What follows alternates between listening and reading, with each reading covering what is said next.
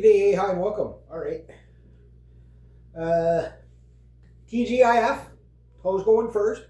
Also, thank God it's Friday. Boy, we got everything this week. Boy, did we ever get everything. Okay. I can just say the world's fucked and leave it at that, and you can just trust me. Or we can get into the doom details. I know you guys want the doom details. But today, oh, very sore, very stiff. Oh. I learned something about myself today. I don't think I can do roofs anymore. I just did my aunt and uncle's right there next door. Oh my god, my shoulders, oh my elbows, it's the joints. It's not the muscles, it's the joints. It's like oh, I can't do it. I was talking to a client last night that I did last year, big roof. I think I'd have to call him and say, you got to get somebody else. I just don't think I can do it. I mean, he might get somebody else because I don't have the vehicle there, but I really just don't think I can do it. It's like just like the ice there. I just oh man, it's just like nails driving into my joints. I got a little bit of Southern Comfort left. I already took a couple of sips and some Pepsi.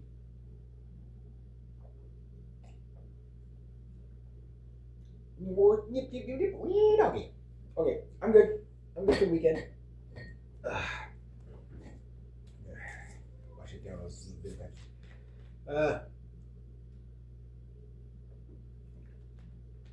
Before we get into all the craziness, I'm going to tell you about stuff that you need to know. Stuff you probably don't give a shit about, but you need to know. So I'm working on my second book already. Oh yeah. I started plotting it out last night. Already got like some of it written here. I got to bring those papers up home and stuff like that. I started rereading my first story. Already gonna make changes. I think I read at least 10 pages last night. I'm not sure because I have some pages down here, some pages. I'm gonna bring all that up there and sort of it. I still got to find a method of how I'm going to, type it out and all that. I was gonna try to go today to do it, but I just didn't have the time because I had to get that done. No, it's 2 hours of shoveling there, so at least nice and mild out. Up on the ladder, the roof rake. I need one more to two more extensions on that roof rake to really get that going good. Uh, but anyway, yeah, I gotta see if I can get. But I discovered something last night on one of my bank accounts. I'm like, hey, I might actually have enough for a laptop out of just that. So I have my bicycle money put aside for next year, car money put aside, or truck money, whatever. Emergency for the house because who knows? Maybe I have to buy a whole new plumbing system next year. We'll see once everything thaws out whether or not I can get my water back or not. Um, but I might have enough to buy a cheap laptop because I have to. I've been needing one since 2010, and I've got the stopgap ones. But I need something with a completely functional keyboard. But I wanted something that was good enough. And I know everybody said, "Well, just get a MacBook." Yeah, but they start off at like $1,800, right? Which no problem with that long term. I'll get my money's worth out of it. But the problem is it's $1,800 that I can't afford right now. But I could get a PC with just some sort of typing program on it, and then get do all my editing and all of that stuff. But I don't want a subscription. I do not want subscriptions. The only thing I have a subscription to now is my Hydro. Like that's enough. Maybe I'll get internet down here at some point. Once I do, then I could, it's too. I don't have the money rolling in for it. Maybe by this time next year, I might have the money. We'll see. Because internet's, that's about $100 a month. That's an extra $1,200 a year. You know what I mean? Like I look at things in 12-month blocks, right? Not just what it costs a month, but because like I say, like my living expense is about 14,000 a year, 12 to 14,000 a year, more maybe 15. Well, let's see here. Uh, yeah, about 14,400 is just my basic living expenses. So that's pretty steep. Right now, I have no debts, but that doesn't factor in my car, insurance or gas, and it doesn't factor in food or anything like that. It doesn't factor in like repairs, insurance, blah blah blah. So you see what I mean? Like so, yeah, like money's tight. But I don't have any debt right now, and I want to stay away from the credit card as much as possible. Last year, I was just starting to get to the point where I was starting to save money, um, which means it's longer. It takes longer to buy stuff. I will still have to use the credit card for stuff that's mail order or whatever, but fine. But anyway, I know I got to wrap this up here. But anyway, yeah. So that's on the list. It's been on the list for a while. Laptop is just something I have to get. Something functional. I'll still keep the other two for sure, but I need something that functions, like that's newer, and it has to have some sort of word processing, documentation stuff to work with in there, or else I'm like it's six of one, half a dozen the other. So I need to be able to write a book is what I'm getting at. So whatever program I can buy, most programs are going to be around $300. So right there, it's expensive. But one and done is what I'm looking for, right? So that's something I discovered. Okay, yeah, I wasn't sure what my second account was up to. I got 3,900 in one account, about 640 something, maybe 700 into the other account. There's one with the 700 in it that I could probably buy the laptop with, and then I got money put aside for the bicycle, and bass amps and guitar amps and stuff like that. But I gotta hold off on the bass amp and the guitar amps for now because I do have stuff, right? But it's like, like it's life is short. You know what I mean? Like it's like to get all the stuff you want and need before you die. You know what I mean? Like okay, I'm 52, but you know what I mean. So anyway, that's kind of where I'm at with that.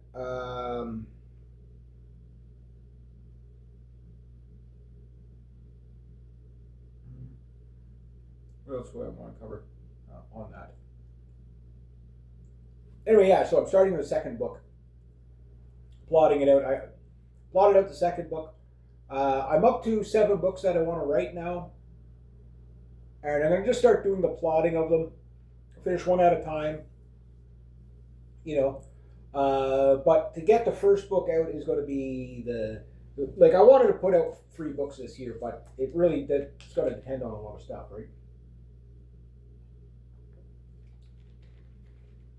Like when I reread the whole story of 2060 Dystopia, like I'm pretty sure there's going to be a lot of changes I'm going to make. I'm probably going to drop a lot of stuff out, going to add a lot of stuff in, what have you, right? And so I can take my time with the other 2. If I finish them this year, great. If I don't, but I would like to have them finished. If I can finish 3 books in 1 year, that would be fantastic. But it's just the process of the first book. I think the hardest thing is going to be is getting the book,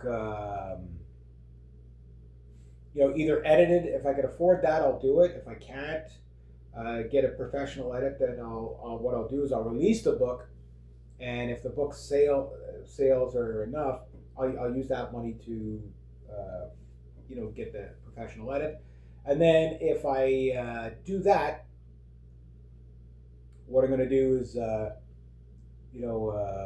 revise the book at the end of the year, and then it'll be like one revision, that's it, and then leave the book for all time. Just rather than revising it every week or whatever, just I'll revise it once, and then everybody gets like there'll be 2 versions of the first book, and that's it, and what have you.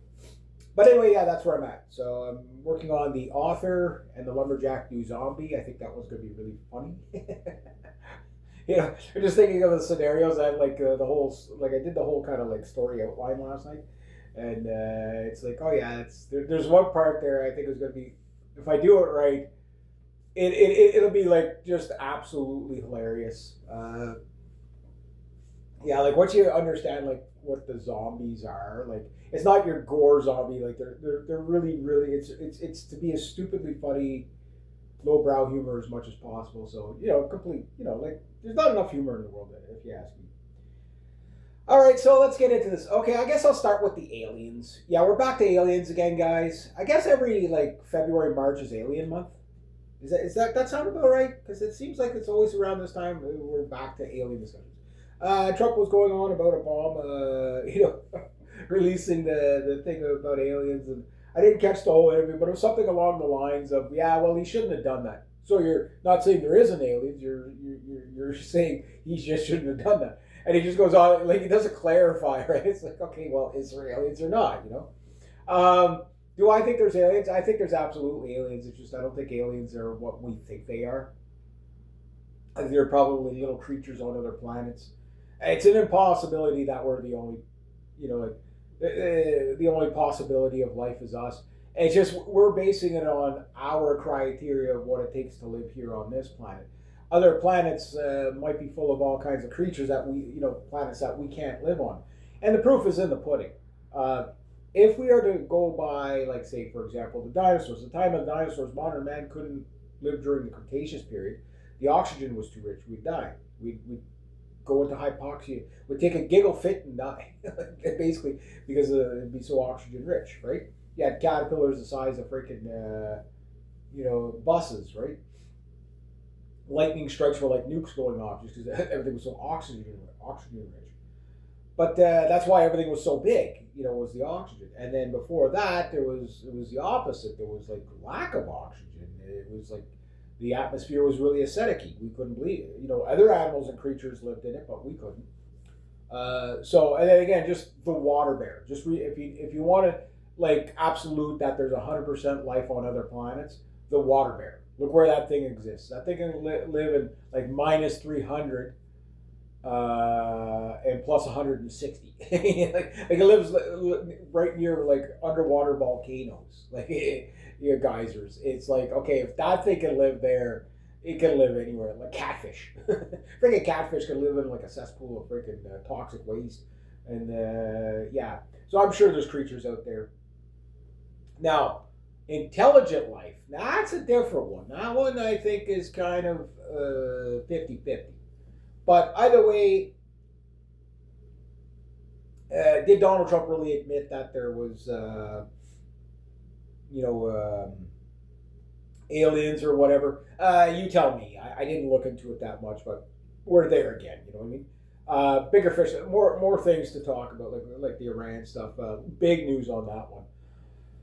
Other things. Okay, Prince Andrew gets arrested. Okay, over the Epstein thing, but not so far. The charges. There's no charges, but what he's being accused of is basically espionage or treason, of divulging information, sensitive information to the Epstein files. Will anything happen to him? Probably not. But the thing is yeah, let's go after this guy for leaking secrets. Okay, fine, do that. But let's not go after him for diddling the teenage girls. Okay, yeah, we got it. Yeah, never go after the pedophile rings. I get it. And I know, they're not pedophiles. They're what's the? There's another name for it. Whatever. And at this point, like for me, it's like no. Like these are evil fucking people. Let's just fucking barbecue them. Give them their day in court and hang them high. You know what I mean? Firing squads, guillotine, hanging, Iron Maiden, the wheel, the medieval wheel. They used to break people up on that thing. What else? Pull them apart by horses, burn them to death. Archery, whatever, anything but lethal injection and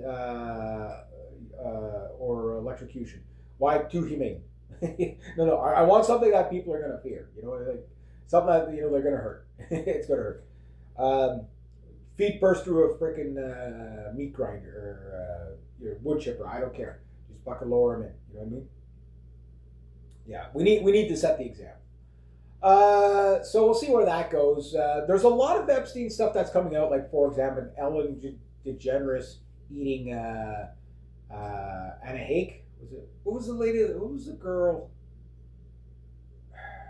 Yeah, it's Anna Hake, I think, or Anne Hake, the one there that like she crashed her car into a Denny's or whatever, and they arrested her and they stuffed her in the ambulance kicking and screaming and said she was dead at the hospital.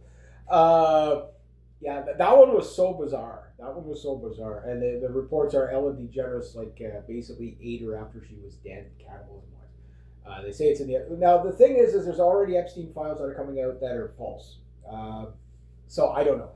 Is it possible? I say the more bizarre it is, the more likely it is to be true. But do I have evidence? No. It doesn't matter. All I care about is that when are the brave law enforcement when are they gonna fucking go after these like right now? The longer we wait, as we're speaking, there's people on that list that are torturing kids right as we're speaking. They're doing heinous things to kids as we're speaking. They're raping kids as we're speaking. Go get them. You got 3 million fucking documents. You can arrest somebody. You have enough evidence. A 2-year-old can arrest these people, and convict these people. Well, let's get it done. Oh well, it might be disruptive. I don't fucking care. Again, it's like, but you see, half these intelligence agencies are in on it, right? Like most of the drugs that get pushed around the world are like CIA and stuff like that, and Mossad and MI6. Like most of these, like they're bad guys. Like all our intelligence agencies have gone rogue on us. They're yeah, but it's how we find all the gangs. They know where the gangs are. Like if you're a junkie, you can find all the gangs, right? It's like, look, you can give a nun $50. Send her into any downtown corner, she'll tell you who the drug dealers are, and she'll come back with drugs. She'll come back with fentanyl. She'll come back with whatever, cocaine, whatever it is. I don't know what the stuff's worth, but she'll come back with it. It's easy to find these people. Even the kingpins, they're easy to find. Most of them are out in the open. There are some that are hard to find, but I'd say 80% of them you can find them within a week. You know what I mean? Like, you're telling me that the average druggie on the street knows exactly who's connected to who, but the cops can't figure it out. You know what I mean? Like really, like that they're so elusive that like 90% of the city, if you're not a cop, you know exactly who the drug dealers are, whether you do drugs or not, just because word of mouth and just stay away from that guy. He's a this, he's that. Everybody knows who their drug dealers are in their town, even if they don't do drugs. Everybody knows. Those things. Now, whether they'll admit it or not, I think, people don't want to get involved with shit. I understand that, especially if it's not their lifestyle. But yeah, everybody knows that, that guy got beat up last week because he owes that other guy drug money. Why? Because they're loud about it. Like these people don't hide it. You know what I mean? So this idea that you can't catch these people is no. Anyway, I digress. But just get into something really interesting up here in Canada. Okay, now if Trump was doing these things, people would be praising him, but he's not doing it. I'm going to start with what you call her over there, Danielle Smith. I watched her thing on a referendum that they're going to have on immigration, right? Which I don't know how it's going to stand federally, but I'm hoping, but what she's asking for is what people have been begging for years. And the thing is I have a hunch that Carney's probably already in on it.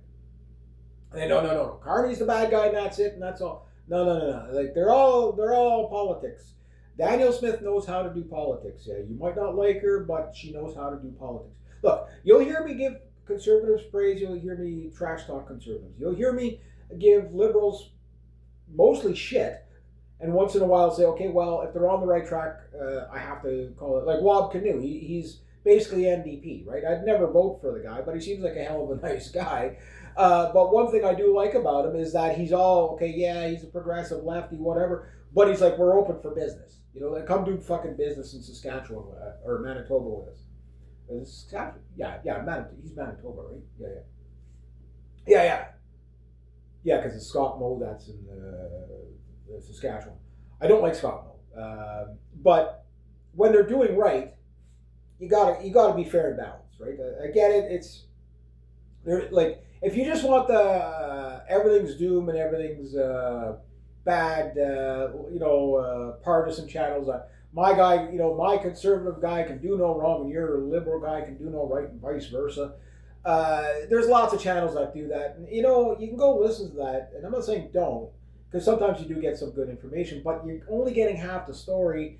And I don't like lying by omission. Meaning I'm just going to leave out things that my guy's doing just so the other guy looks bad. You know what I mean? Like, no, that doesn't help. It doesn't help. You need to be a little bit more on point than that, because at the end of the day, you can make better decisions with the truth than you can with lies, or just turning a blind eye. This is a major problem we have with the MAGA people, right? They don't want to face up to what Trump is doing. Many are, and credit where credit's due. It's like I guess it was Hemingway or whoever said, it was easier to fool people than rather than like convince them that they've been fooled, right? Like like I don't think a truer statement's ever been made, right? We deal with it with the normies all the time, like but a lot of normies are coming out of the ether. So what Danielle Smith is proposing in her referendum thing is more autonomy in Alberta, kind of like what Quebec has and stuff like that. And I'm all for that. Like, I'm not for the separation thing, but because there's no need for it whatsoever. Because the separation, number one, doesn't deal with the issues. That's just American interests trying to steal our resources from us. And anybody that thinks that they're going to be better off in the States right now, wow. I'd say I'd have a bridge to sell you, but Donald Trump closed it. Like, you can't even make that up, the Gordie Howe Bridge. I can't fucking believe that. Like, it's so fucking stupid. But it does make sense from a trade war point of view. Yeah, let's just jam up the business, make everybody hurt. But what she is saying is this, and it's, again, you guys heard me fucking bitching and whining about this probably within the past couple of weeks, that what Alberta's proposing is that people that are, like non-resident, like to have more control over who comes in and whatever, but like the welfare, you know what I mean? And again, if you want to get rid of the illegal immigrants and stuff like that, you cut off the welfare. But you do it in the way that she's doing it, and then it doesn't look like this racist attack. It's like, no, we're going to have a referendum, and should immigrants be like if they're to use our healthcare system, basically what she's recommending is that they pay for health insurance. That they don't just automatically get. Or should they be allowed to use it at all, right? So, and should, for any of our welfare services, because it's not sustainable, and she's correct, 100%. Like, if you were to just get rid of the illegals alone, okay, that would probably balance our budget. If you got rid of the overwhelming, bloated mass immigration that has been just like forced upon us, and what she's going for is something that I actually agree with, is direct democracy. Why? Because it tells all the political parties, go fuck yourself, we're voting on the issue. And I think, yes, it's a double-edged sword, the Swiss do it, right? I think it's a brilliant model.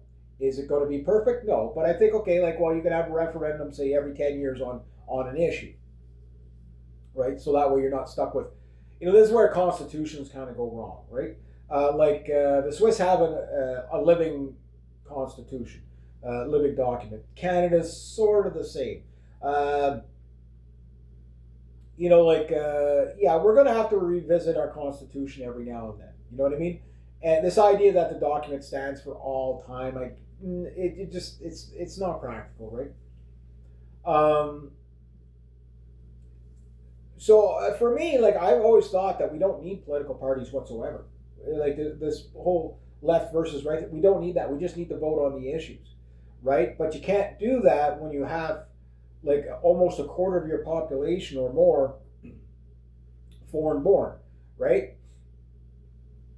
So the idea here is that what's probably going to happen is you're going to see a lot of these foreign workers and stuff like that as you address that issue as well, right? So it's like, yeah, everybody's pretty much, it's the moratorium on remigration now. That's what it is. If you want to like boil it down, that's what it is. It's like, okay, what are we going to give to these people that just come here? Whatever.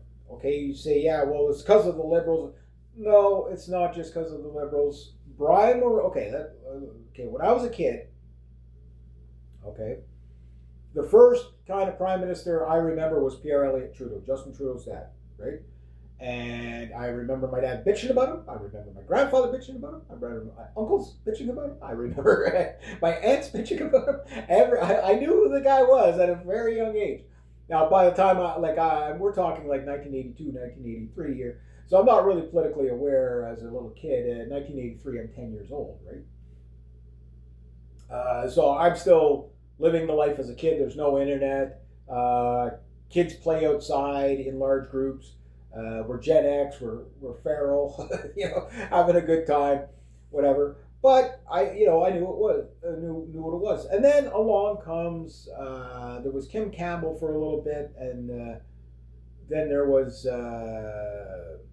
Brian Mulroney versus John Turner. Right now, when Brian Mulroney got in, okay, I was still too young to vote, so there was the whole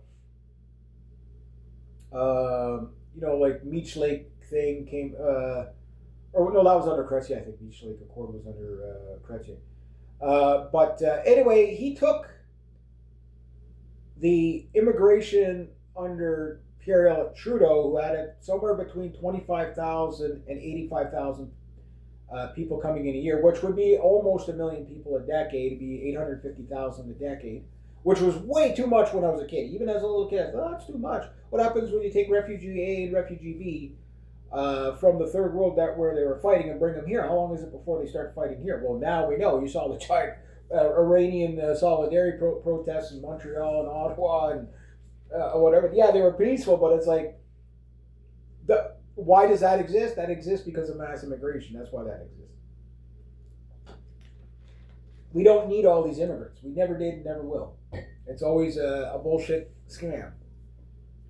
The free market capitalist types that always want the cheap labor, and then your populist liberals that want 100 million people in Canada and voters by the by the year 2040, right? First it was 100 million Canadians by 2021. So on the world stage we can compete and blah blah. Well, here's the thing: the stats are showing that the more people you bring in does not equate to a more industrious population. Never did, never will. That's the argument. The more people you have, the more you can do more on the world stage. If you have an industrious population, you know what I mean? If you don't have an industrious population, no, it makes no sense whatsoever. That's what they never tell you, right? Anyway, moving on. So you'd say, well, good for Alberta doing that, and yeah, sure. Quebec has been talking about it, but I don't think they've proposed anything right now because there's an election coming up in November. Hopefully the Bloc Québécois or Parti Québécois does not get in again. We've had enough of that fucking bullshit because they want a referendum in Quebec by 2030, which is stupid because, number one, nobody's really asking for it. The remaining of the sovereigntists get less and less year by year, right? Yes, they still have some of the French kids, brainwashed into the sovereignty thing, but it's even most sovereigntists now are kind of like, yeah, it's a bit of a pipe dream. Not only that, it's really not practical. Look, if I'm going to call out Alberta on it, yeah, I've been bitching about, I've called out Quebec on it, particularly since 1995. But anyway, getting back. So Brian Mulroney, he upped it a bit. I think they're like 125,000 people a year, which was way too much, to like 140,000 or something like that, right? And Chrétien, I think he took it a little bit higher, to like 130 to 180,000 a year. Way too high, way too many people coming in, right? And then Harper came in, a conservative, and brought it up to 250,000 a year. Right? Yeah, we're gonna that's 2.5 million people per decade. So in the last, we've been steadily growing since 1947.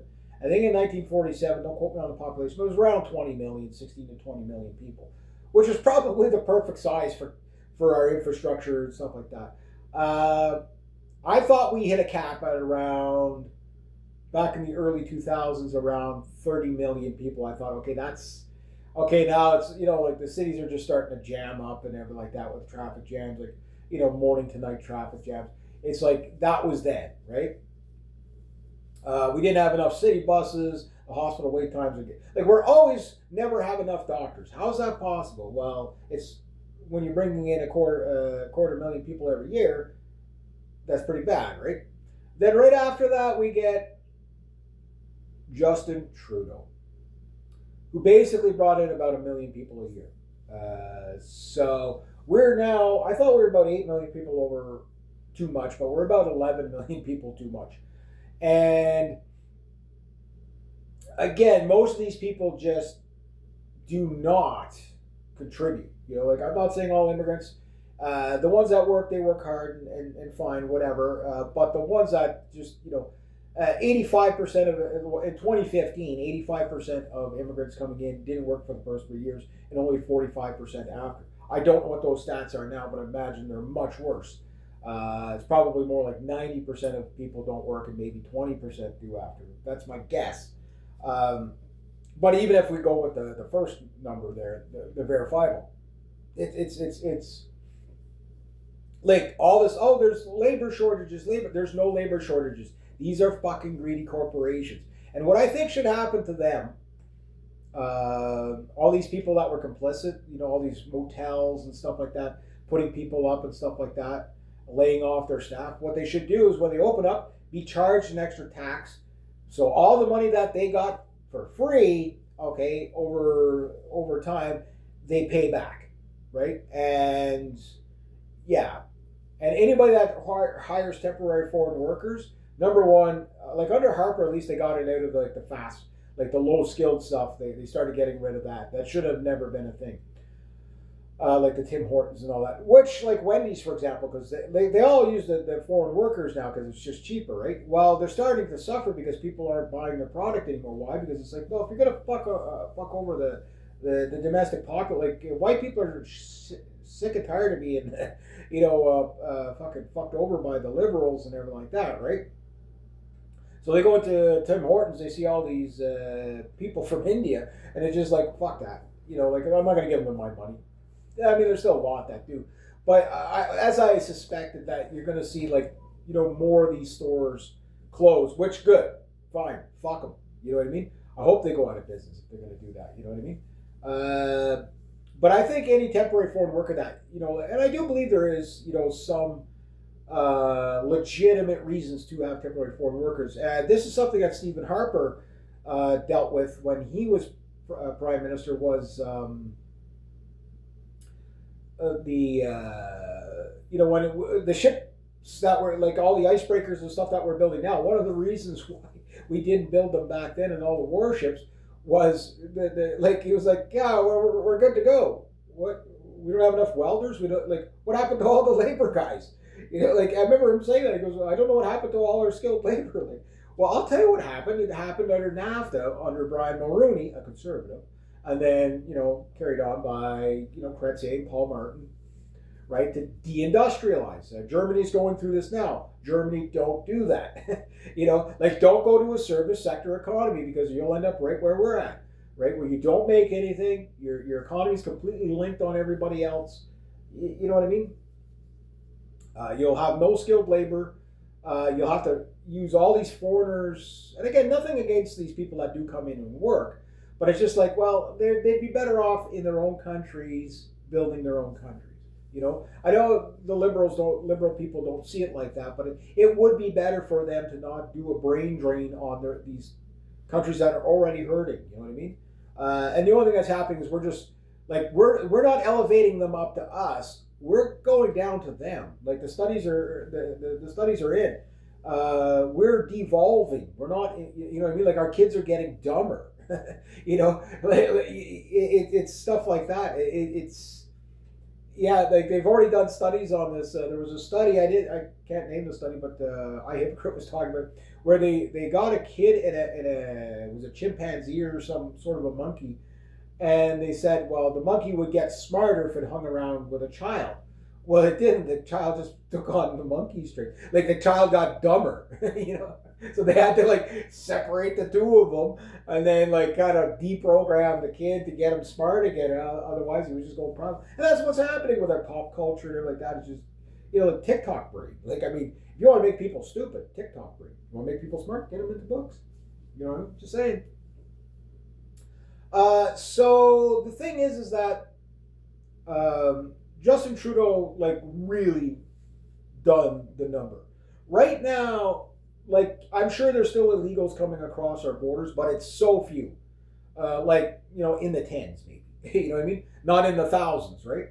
Like the whole Roxham Road, all those people that live on Roxham Road that took money to take in asylum seekers, yeah, they got to pay it all back. They got to pay it all back.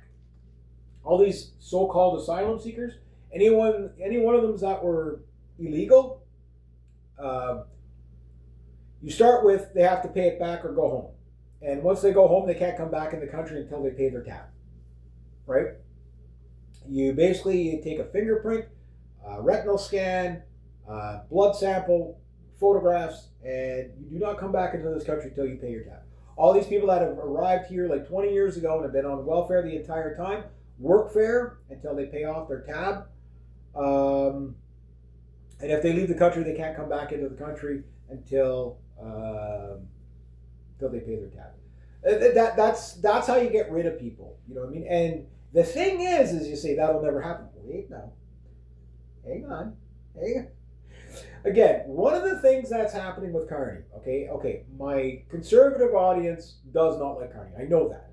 You don't have to tell me. You guys give me both barrels every time, right? It's like, he's going to praise Carney again. I'm saying it's not what they say, it's what they do. Is Carney a slimeball? Yes. Do I like the man? No. But here's two things that have happened this week. Stepping in the right direction. Again, if Pierre Poilievre was doing this, you would agree with him. If Trump was doing this, everybody would be praising. But one of the things that he's done is cracking down on the illegal migrants and students. Okay, that's a new thing, right? So it's no more open door immigration. The other thing is that we're actually shrinking population-wise. Not fast enough for my liking. We're deporting about 400 people per week. Donald Trump's deporting about something like 300 people per week. You know what I mean?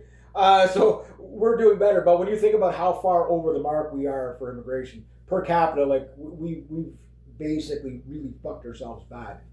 But the thing is a lot of these people are going to go home once the fraudulent claims are like, okay, and the fraudulent students are gone. You're talking probably about 2 to 4 million people gone right away. That will make an impact on the housing. That will make an impact on the... Because look, this idea, well, we just got to build more housing. Well, yeah, but if we're bringing in 1 million people per year, look, every party's saying it. You know, like, but the thing is Carney can't come out and say that. Why? Because his base, right? So, but it's not what he says. Like, he's betraying his base, which is good for us. Is it as good as we would like? No, but it sets the framework for the next guy to say, okay, well, if we're going to get rid of the fraudulent stuff, let's do that. But there's another thing he's done. And, like, we all complain about the liberal revolving doors for the crime and stuff like that, right? And bail reform. Now, basically, the liberals support the conservatives on bail reform on a lot of stuff. Even though the politics is, they won't do this and they won't do that. Well, here's what's happening. Again, Carney has been a fucking busy man. He's done way more than Justin Trudeau's done in 10 years, for sure. And one of the things he's now doing is this automatic lefty liberal, bleeding heart liberal, you automatically get bail. It's reverse IONIS, meaning you have to prove that you get bail, especially for violent crimes.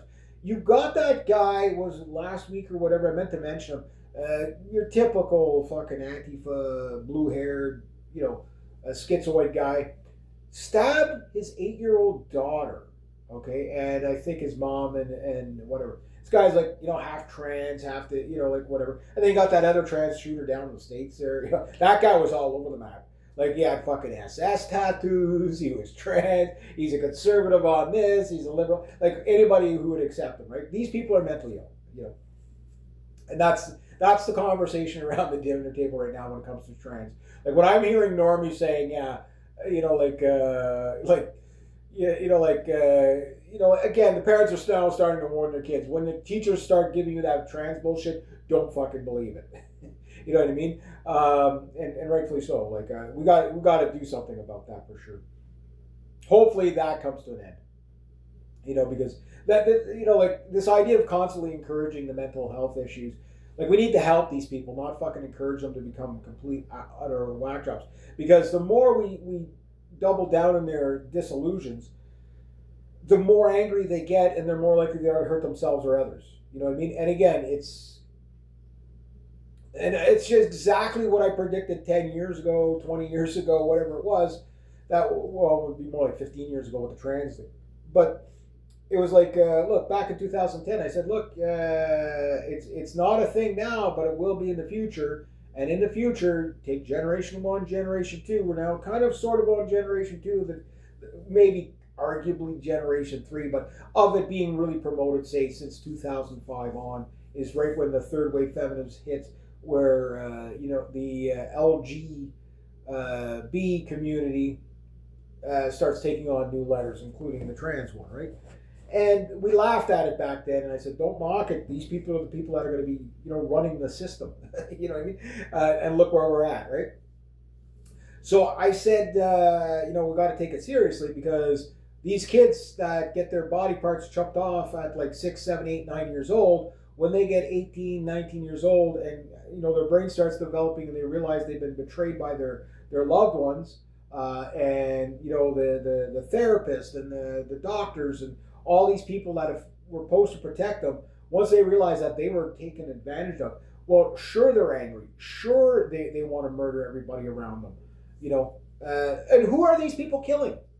Okay, the Humboldt, not Humboldt, the Tumbler Ridge shooter. Yeah, he went back after school, where's the school he went to, killed younger kids, right? Why did he do that? We'll never know. Does it really matter at this point? Not really. He did it. What's the most likely reason? Occam's razor. Well, it's simple.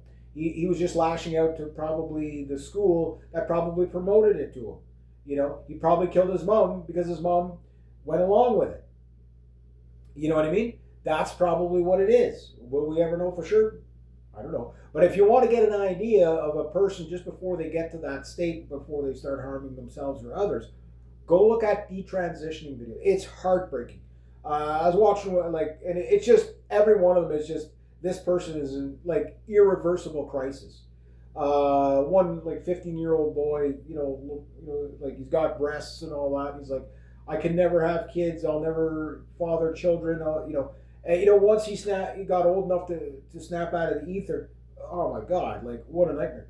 And the people that he's supposed to trust the most, his own family, people that he was supposed to love, that were supposed to love him the most, betrayed him. So what do you expect these people to do? Are we going to see more of it? Yes. It's just we're now starting to get into the cycle of it. Like I said, you would see kids killing kids in schools in alarming rates. The comply or die. That's what this radical leftism stuff is done.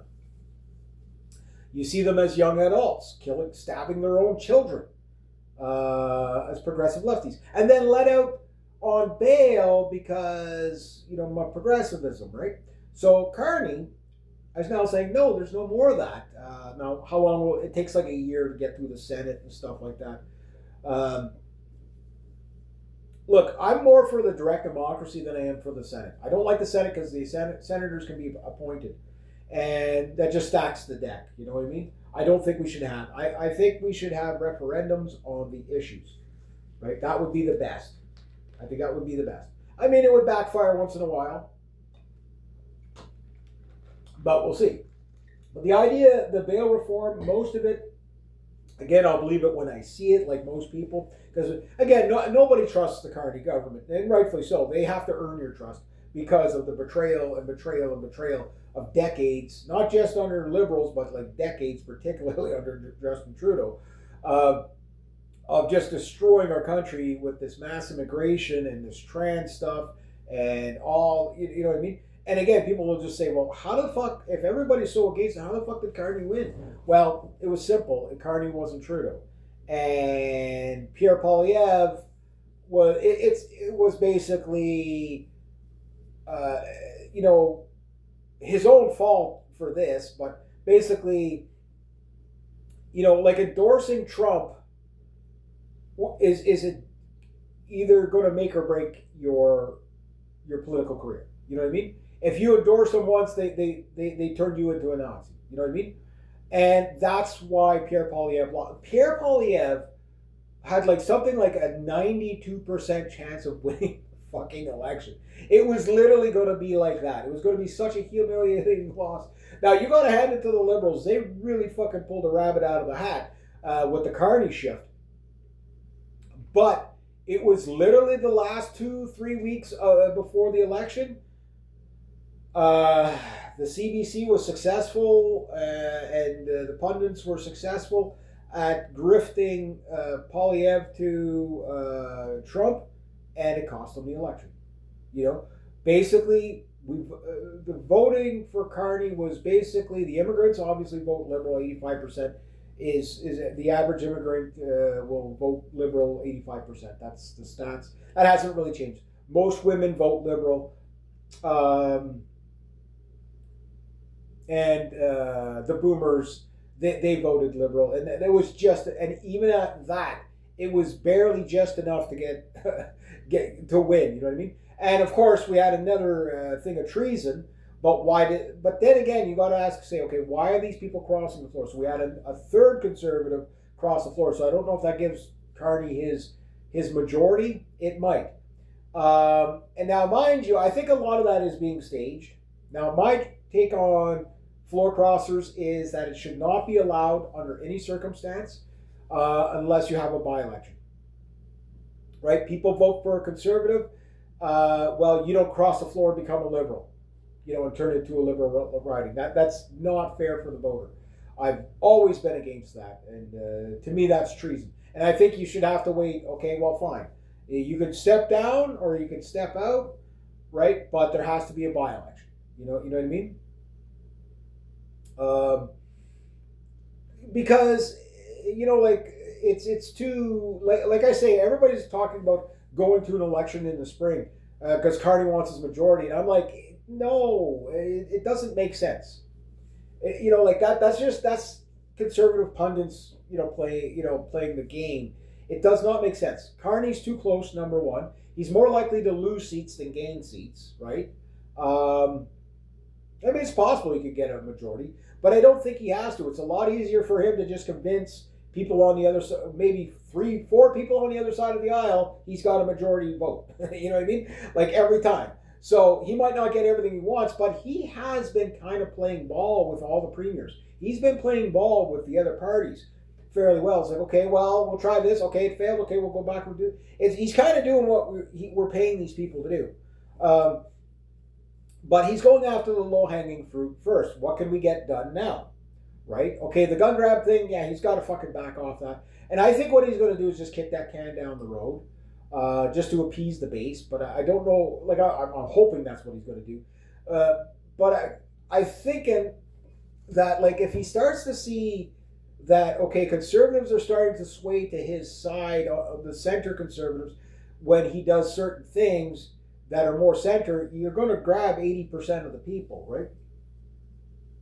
So, like, he's not, yes, I do believe the man has a trans kid, whatever. So, yeah, he's fucked up if that's, like, again, I don't like these people, right?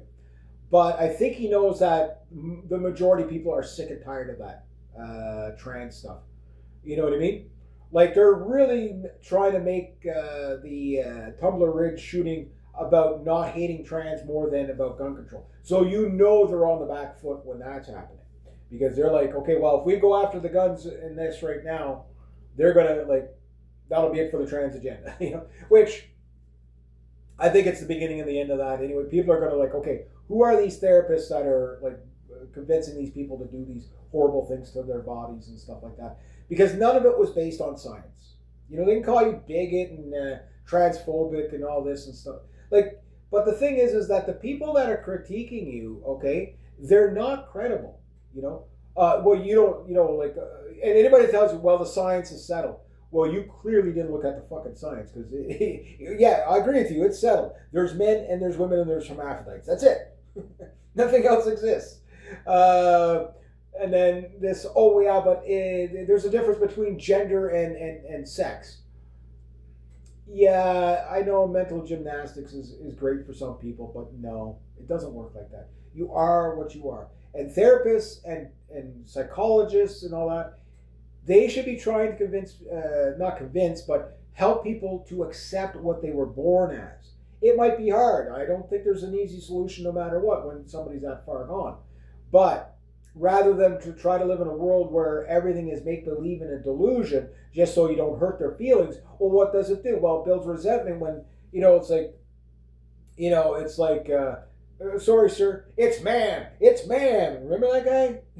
Yeah, yeah. That's their life because they're like trying so hard to be something they're not, and they can't. They always deep down know, and you'll listen to trans people; they'll tell you this. They always know deep down that they're not what they want to be.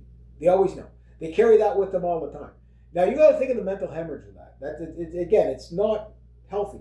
If somebody was saying, "Look, you were born a boy or you were born a girl," that's what you are. I know you feel like you want to be the other thing, but to try to lie to you and convince you, even if you took hormones and even if you, got a boob job and cut your wanger off, that's just cosmetic surgery.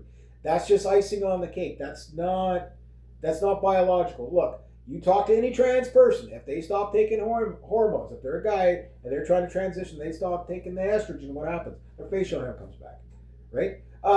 They got a 5 o'clock shadow, even with all that. The girls, they get to take the testosterone. It fucks them up big time. Like, women are not meant to take testosterone. Like, men aren't supposed to have high estrogen. Women aren't supposed to take testosterone. It's not. Look, I used to work with or go to school with this guy from Chile,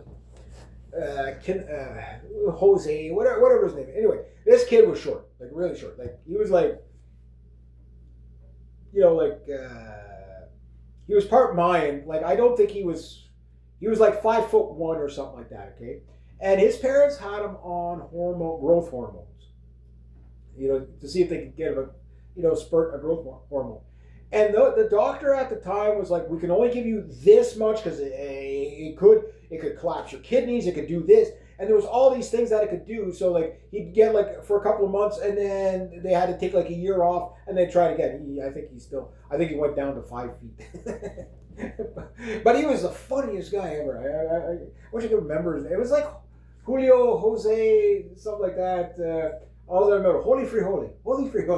Everything. I remember he was telling me the first when he was a kid. He was telling me about like the earthquakes in Chile.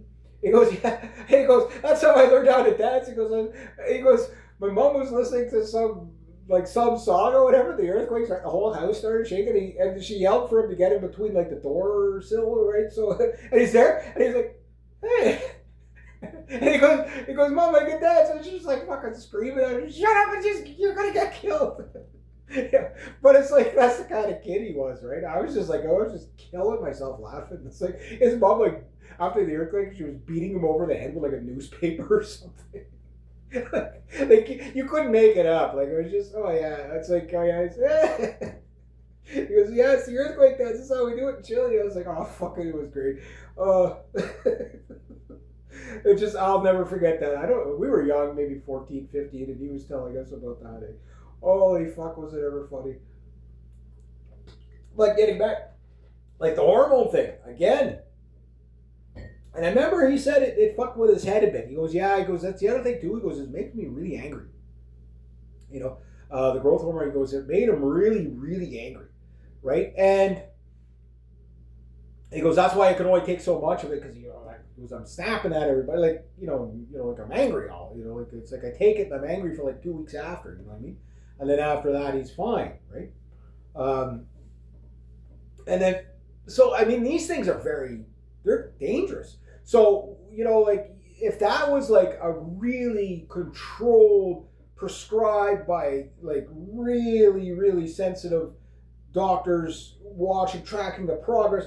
Okay, if that is what that little bit was doing to him, could you imagine the shit they're giving to these people? Like they're basically human experiments at this point, like I've been saying. Thus is the transhumanism. That's what it is. They're transhumanist experiments. They don't care what happens to these people. Look, the SSRIs are one thing, but and then a lot of these people, like there's so many things to factor in, right? And I get it. There's lifestyle problems on top. They usually, okay, they're taking all these hormones, and then they do drugs and alcohol on top of that, right? And then we wonder why these people are so freaking out there. You know what I mean? Gee, I wonder, can't figure it out. And then they're on depressants, antidepressants, they're taking uppers. They're like, it's just, yeah, like how these people are like, they don't just seize up and die. I don't know. But like I say, like, I remember saying this back quite a few years ago. Like, what are the long term effects of these things? You know what I mean? Like, we don't know yet. I know there's a lot of kidney failure, a lot of, I remember one trans guy who was going on like how his voice was coming back to a man's voice, and the video was titled something why I had to stop taking hormone treatment, and it was basically the guy was going to die. The guy was going to die. So his facial hair was coming back. You know what I mean? And again, if it was trans people were what they thought they were, okay, they should be able to transition. That'd be it. As soon as you stop taking those, that stuff, your fucking caveman eyebrows start coming back, and you get brawny. Your testosterone goes up. But it fucks these people up so bad, right? But you can't say that because you'll be anti-trans. Well, I think anti-trans is a lot safer for these people than look. We've got to get real about treating mentally ill people. Even Daniel Smith was going on about that last year. Look, it's time to really help treat these people. Like, I'm not saying we have to go bring back reversion therapy or whatever. I don't think that's really the solution. I think we need a more science-based. I'm not saying we should ban it like Justin Trudeau did, but what I'm saying is that we need to take a scientific approach. What is happening with these people? Like how do you these people feel a little off? And suddenly we're giving them stuff to make them go nuts. You know what I mean? And then they murder people, they murder themselves, whatever. Like 9 kids are dead. You know what I mean? Or 7 kids and 2 adults, whatever. But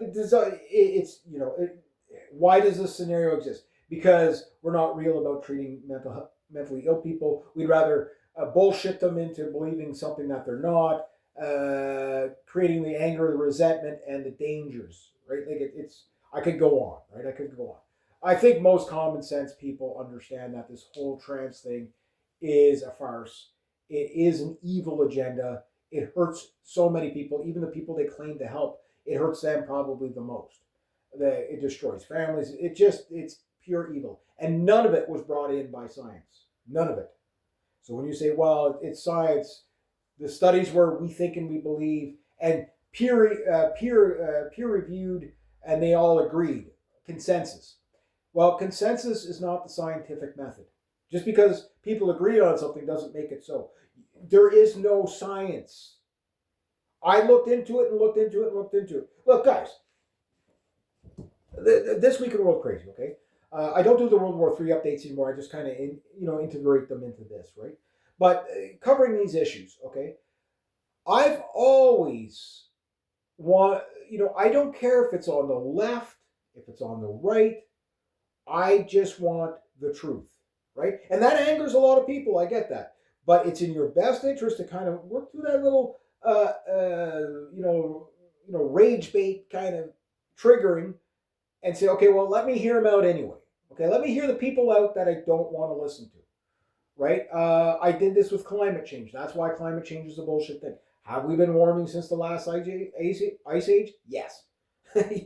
But Leonard Nimoy was wrong back in the 70s when I was a kid. Oh, we're going to go into another ice age. Didn't happen. Al Gore. Yeah, we're going to be standing on the surface of Mars by 2013. Didn't fucking happen. You know what I mean? Oh, but climate change is real. It's not real. It's not real.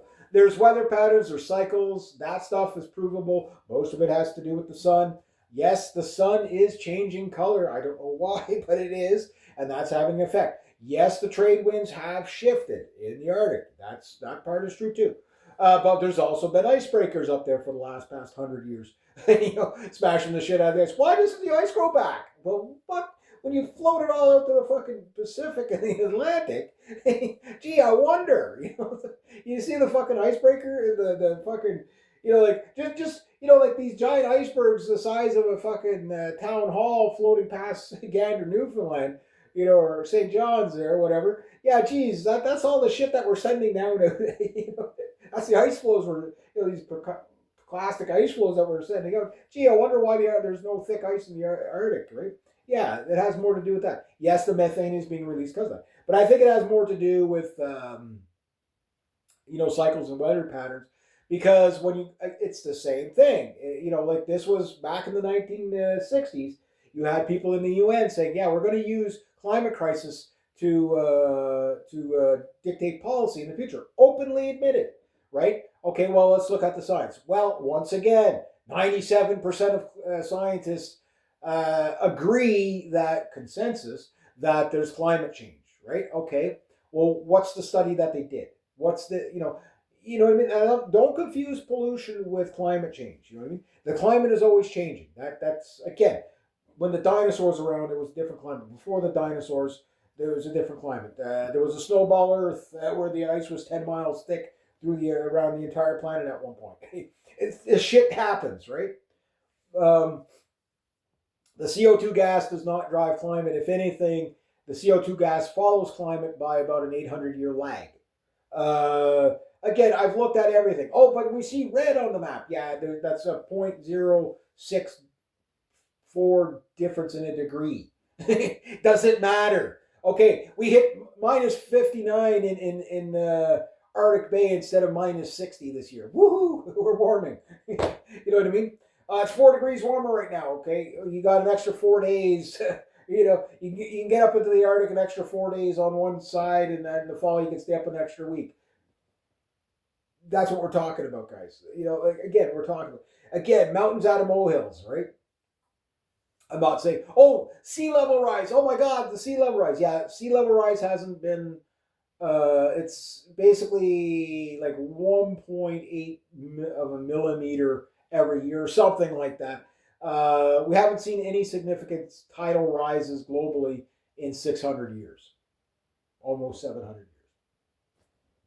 So what do we look at? We're looking at consensus. We think and we believe, right? That and that's why they use so much propaganda to ostracize people. That and again, I've looked at the scientists, the feedback loop. It's been, it is a thing in theory, but it's not happening in practicality per se. To a degree it is, but it's again, there's the science.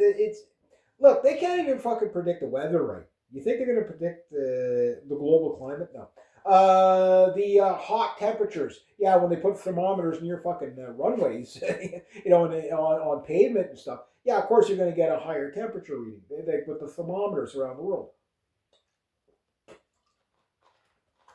So it is what it is. You know what I mean? It is what it is. But anyway, people are just done with the lies. People are just done with the lies. So I looked into the trans thing. I looked into the marijuana thing. That's why I tell people don't do it. You know what I mean? There is a lot of harm from that. I know there's a lot of people that like to do that, but I'm like, you're asking for trouble. You're asking for trouble.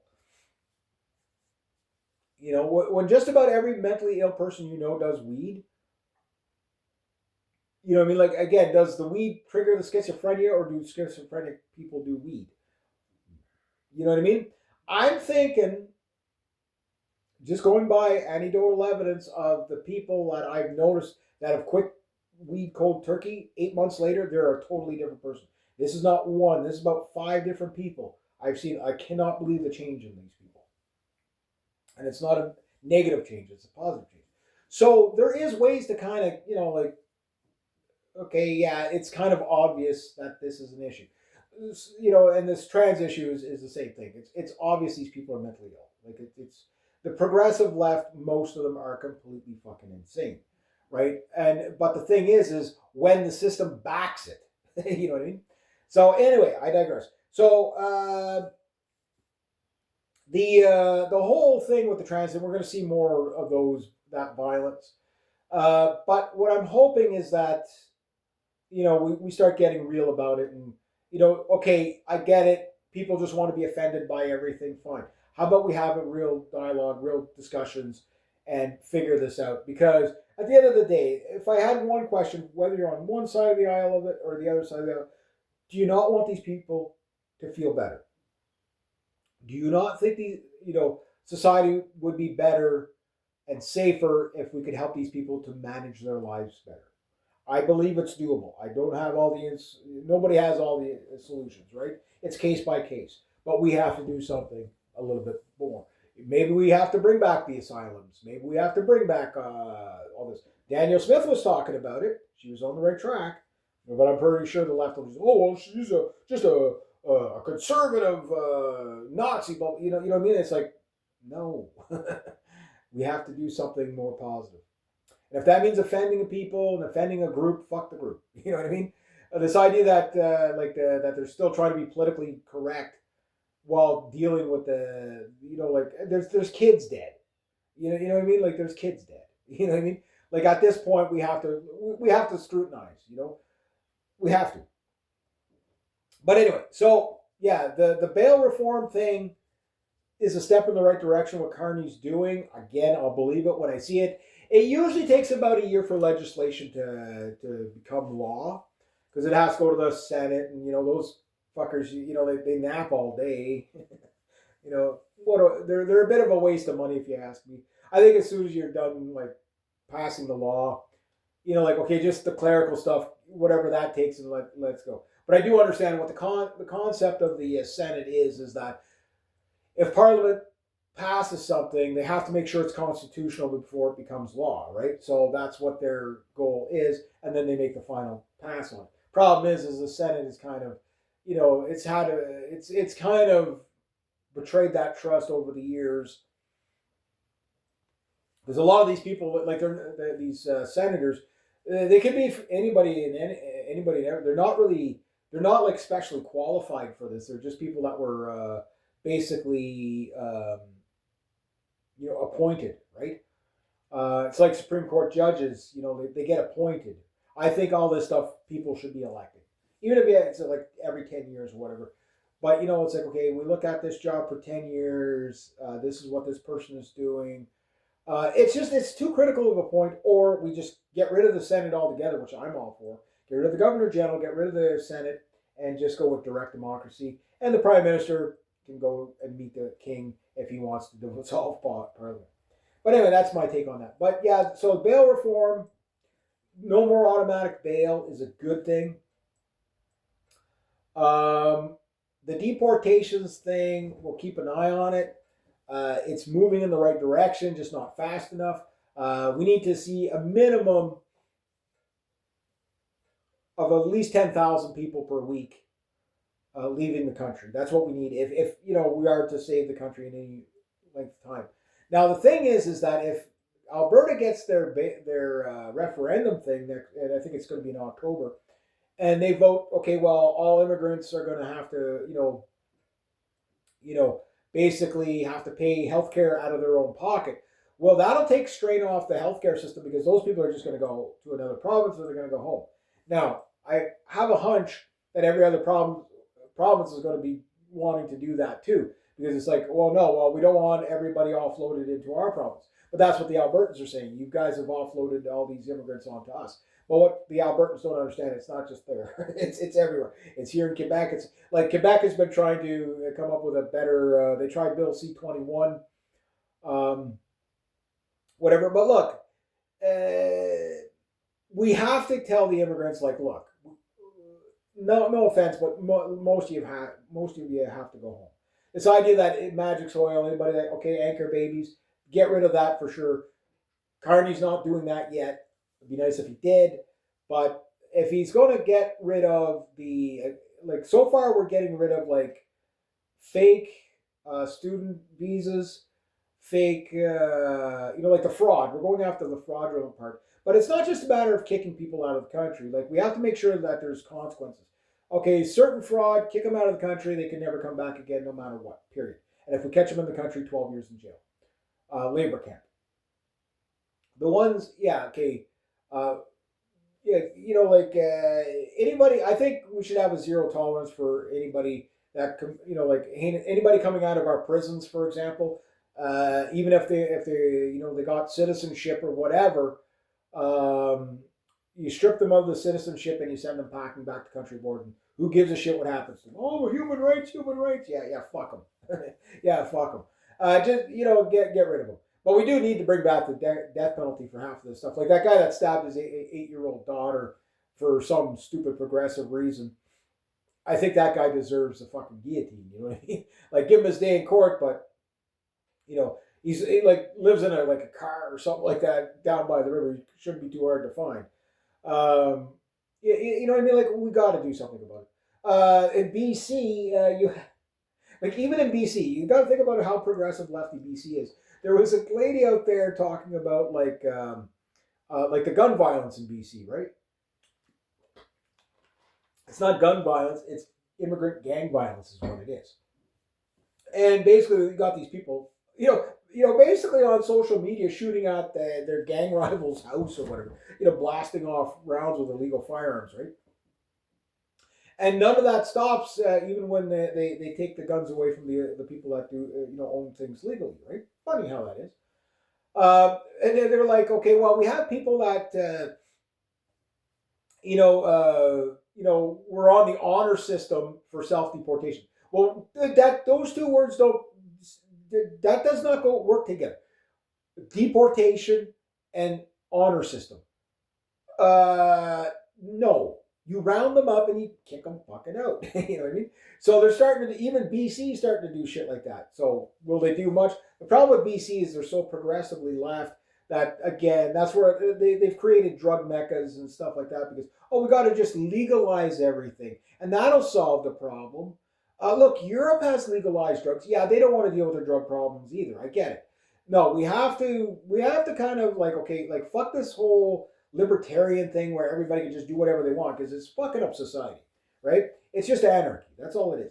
No, you need a good amount of liberty. There's no doubt about that. I'm all for that.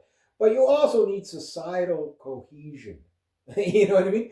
Like you need like the Japanese. Like the Japanese. Say what you want about the Japanese, but you can leave a $10,000 wallet on a coffee table, go out for a half an hour, come back, and that's what the Japanese do. Like they're at a restaurant, they'll leave their purse, they'll leave their wallet, they'll leave something at the table, and go out and do something just to let people know that the table is reserved. And when they come back, it's still there.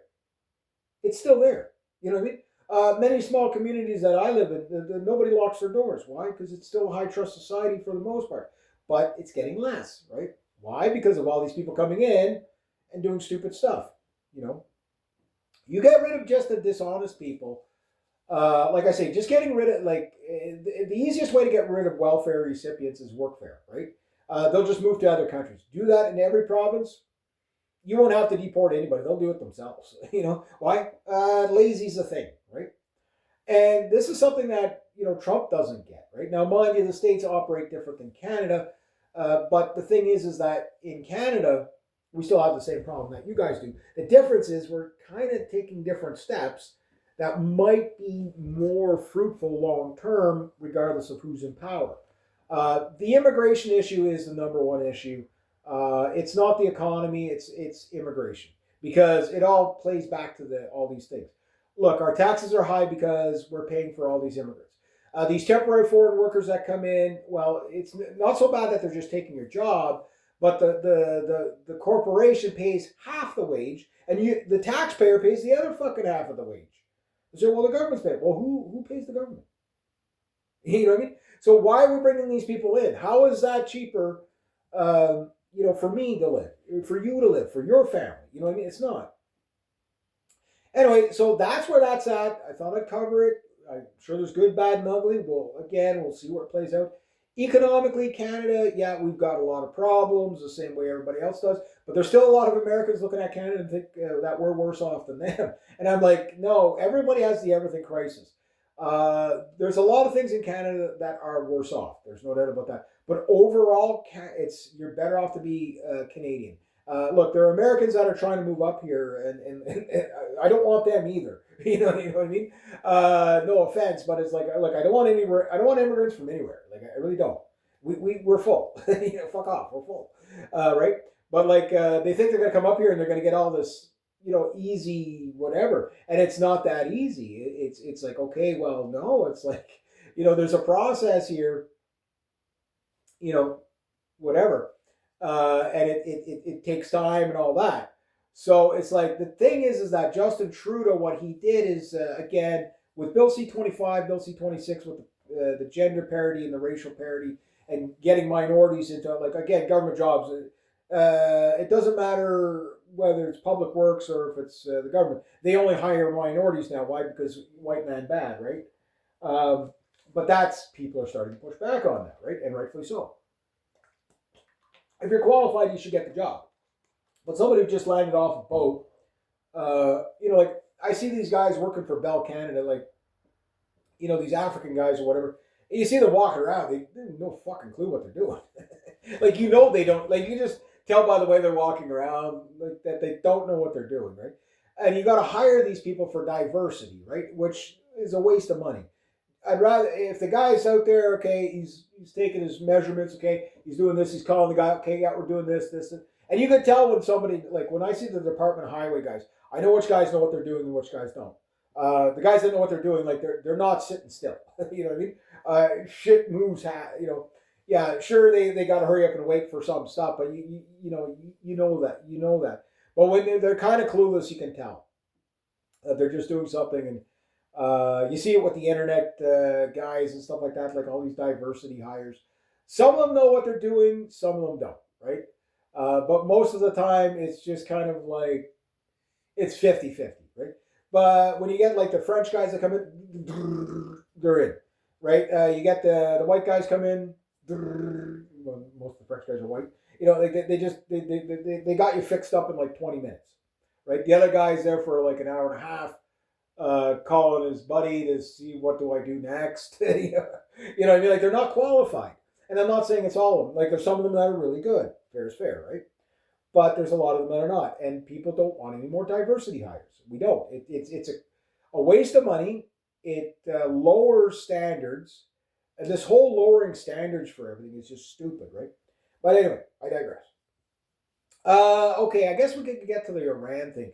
But before we do, yeah, Canada's now doing things in the Arctic.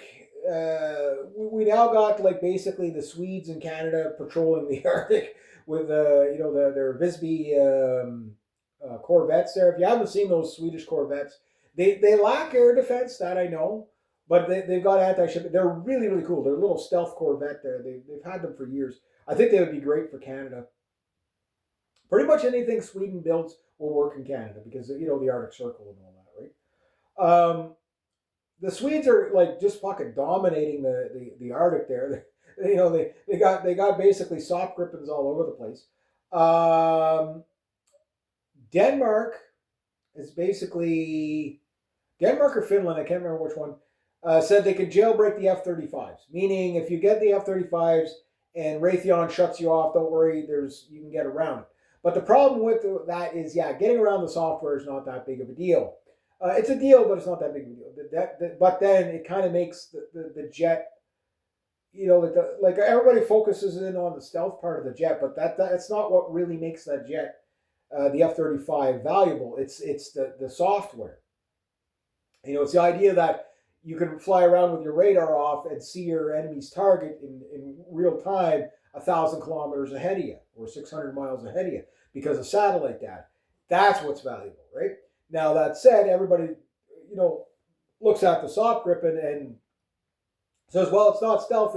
It's barely better than the airplane that we're replacing. And it's like, no, it's way better than the airplane that we're replacing. The only difference is it's not stealth. That's it. The soft grippin pretty much does everything that the F-35 does. It does it a little bit differently. But look, a soft grippin can be flying with its radar on, right? And as it's detecting something, it can be relaying that data to another soft grippin in kind of like, think of it like an airplane mode or silent mode of your cell phone, where it can receive targeting data, fire missiles without locking onto the target directly itself, and while the other one's way back safe. It's the same thing that the F-35 is doing. It's just doing it a little bit different. Instead of getting the data from a satellite, it's getting it from a drone or another aircraft or whatever. And you know, we already make the Bombardier 6500s, Globe 6500, which is it's the second. There's the Swedes have kind of screwed up on something where they have two airplanes called the Gripen. Like they have the Gripen E, Gripen F, and then all the earlier Gripens, and then they've got the Gripen G or whatever. And it's basically it's an electronic warfare aircraft. It's not even a fighter. They should have called it something else. Maybe the Pegasus or something. I don't know. Just to avoid confusion. But we build the chassis and the airframes and all that in here in Quebec for Bombardier, right? And the Swedes have already got that deal with us, right? But what they're going to do is add that as well as like a companion, because you need it for the soft Gripen to basically function, the same way as the F-35 does. So for me, I'm like, I'm soft Gripen all the way. Like it's like it just makes so much more sense. It's an airplane. It's about the only airplanes I see 3 weeks after real World War III kicks off. Like we're in World War III, but like where it really kicks off. 3 weeks after, the only airplanes I see flying are soft Gripens and MiG 21s, and maybe F-16s, maybe A-10s. Like all the low maintenance stuff, right?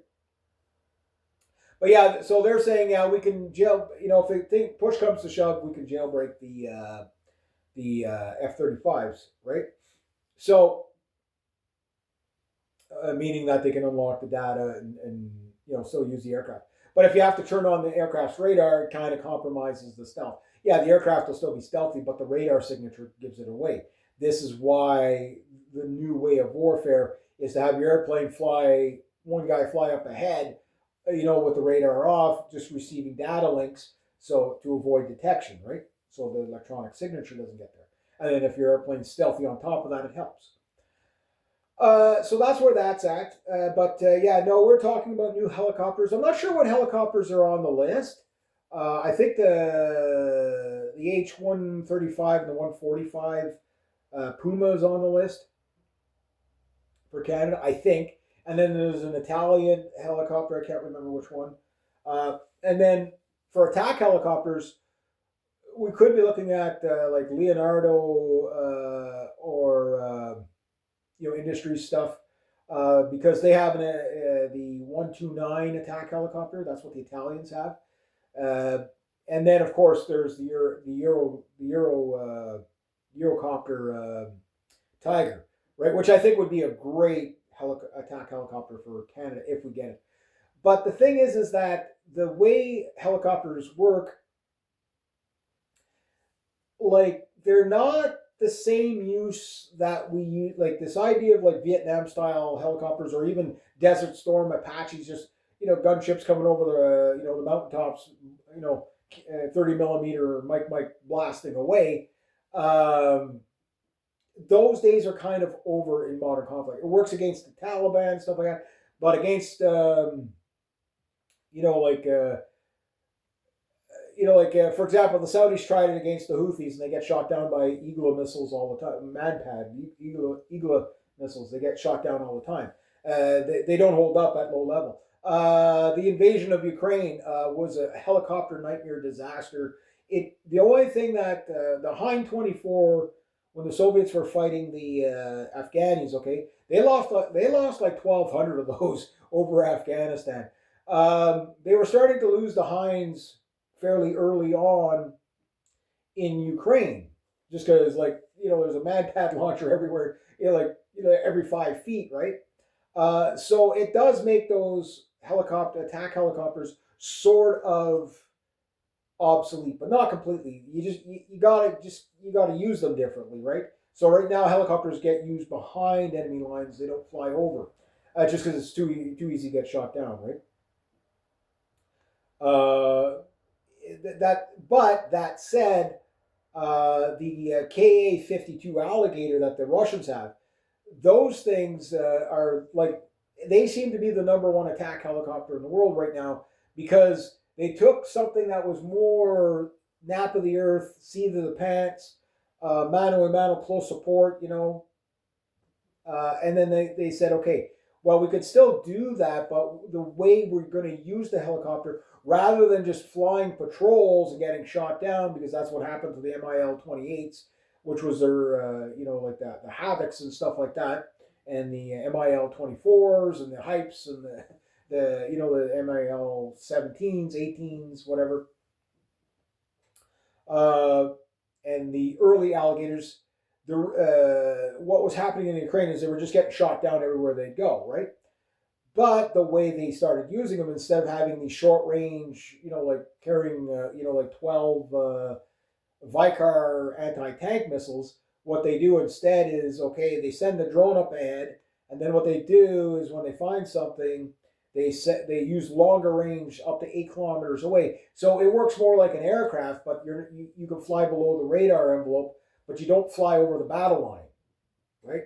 So you can still use the S8 rockets and all that stuff, but what they've done is they completely chopped the noses off the alligators and put on new radar, so they function more like a low flying attack aircraft rather than like a direct line of sight like the Apache and stuff like that. Now the Apache, yeah, it can bob up and stuff like that, and it can same with the Tiger. Whatever. It's got a big dome on the top of the rotor there, and what it does is it detects your targets and stuff like that, millimeter wave and all that stuff. But the thing is that you got to get too close, right? Like most MadPad launchers are within the envelope of the Hellfire missiles and stuff like that. So they work great as long as there's nobody there with a shoulder fired weapon, because your Hellfire is not going to outrange the shoulder fired weapon, right? So it's drones are still the number one right now. Like drones are the most effective tool that's ever been implemented on a battlefield. They're destroying tanks. They're just killing people. They're fucking god awful, right? But that said, there is still a use for how you use a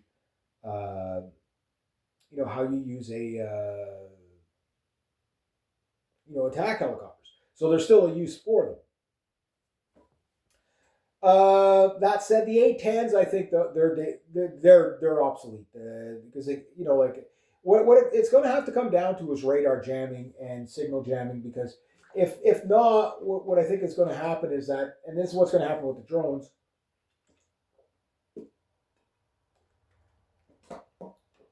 is that everything becomes wire guided again. The early anti-tank weapons were always wire guided. What's happening in Ukraine is almost all the anti-tank drones are wire guided. There's this like real thin fiber optic cable that comes out, and you can remotely guide your drone right to it because it makes it jam proof, right? Because there's a hard wire to it. But the thing is that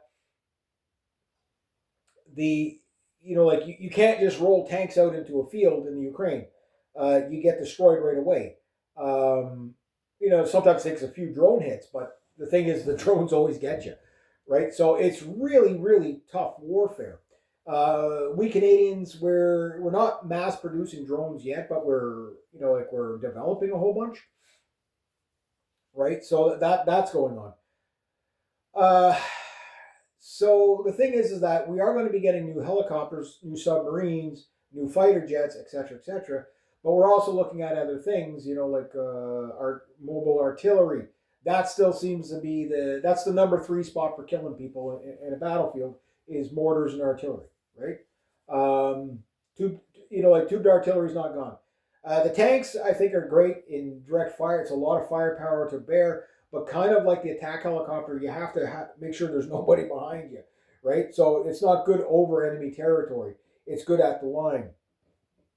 And that's how it's going to fight, with the tank and stuff like that. So we'll see how that's going. But our Arctic stuff is really, ramping up. Again, it takes years to get it to where we need it. We're undoing decades and decades of neglect from multiple parties, left and right. Harper did the best so far with our military since the end of the Cold War, but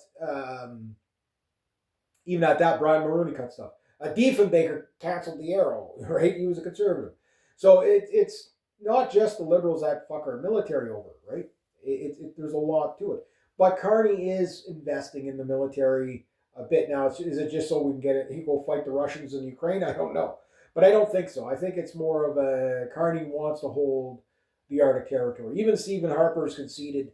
Like Stephen Harper fired Carney, and yet he's been saying not nice things about Carney, but he's saying, well, yeah, that's the right thing to do. You know what I mean? Like, when, like it's, again, Carney, you don't have to like the guy, but we judge him on what he does, right? Again, like what was a no-brainer for most people, except for, progressives, like locking up people automatically for violent crime rather than giving them automatic bail. You know what I mean? Geez, who couldn't have saw that one? So at least Carney's doing stuff more like Carney's a centrist. He's not a radical liberal. The radical liberals are, even the CBC calls them. Well, why are you doing this? Oh, like the anti-immigration thing. And I was like, I wish he was anti-immigration. I only wish, you know. But if he's stepping us in the right direction, it's not for him; it's for the next guy, right? I think, like a lot of political leaders in Canada are trying to find a way to kick people out of the country without, it backfiring like Donald Trump, right? Like Donald Trump has pretty much gave up on the ICE thing, to a degree. It's just like, yeah, whatever. It's horrible. It's absolutely horrible. Now, again, the world leaders, are they still going to keep pushing this mass immigration and diversity is our strength thing? I just don't think they can realistically do it anymore because there's just too much backlash. And it's just like people are calling bullshit. It's like, no, our societies are ripping themselves apart because of this, right? Anyway, but let's get to the Iran. So the Iran attack hasn't happened yet. We're almost a month in on these aircraft carriers being surrounding the Iran, and Trump hasn't pulled the trigger on it. And it's like, well, no, it's just a negotiation tactic. Well, the negotiations are failing, number one. So the meeting didn't go well. Surprise, surprise. Israel's at the table and Iran's at the table. They're always asked like the most ridiculous things of Iran, like completely disarm yourselves so we can feel safe and trust us. We won't attack you. Yeah, the second they disarm themselves, good fucking luck that they won't attack you, right? The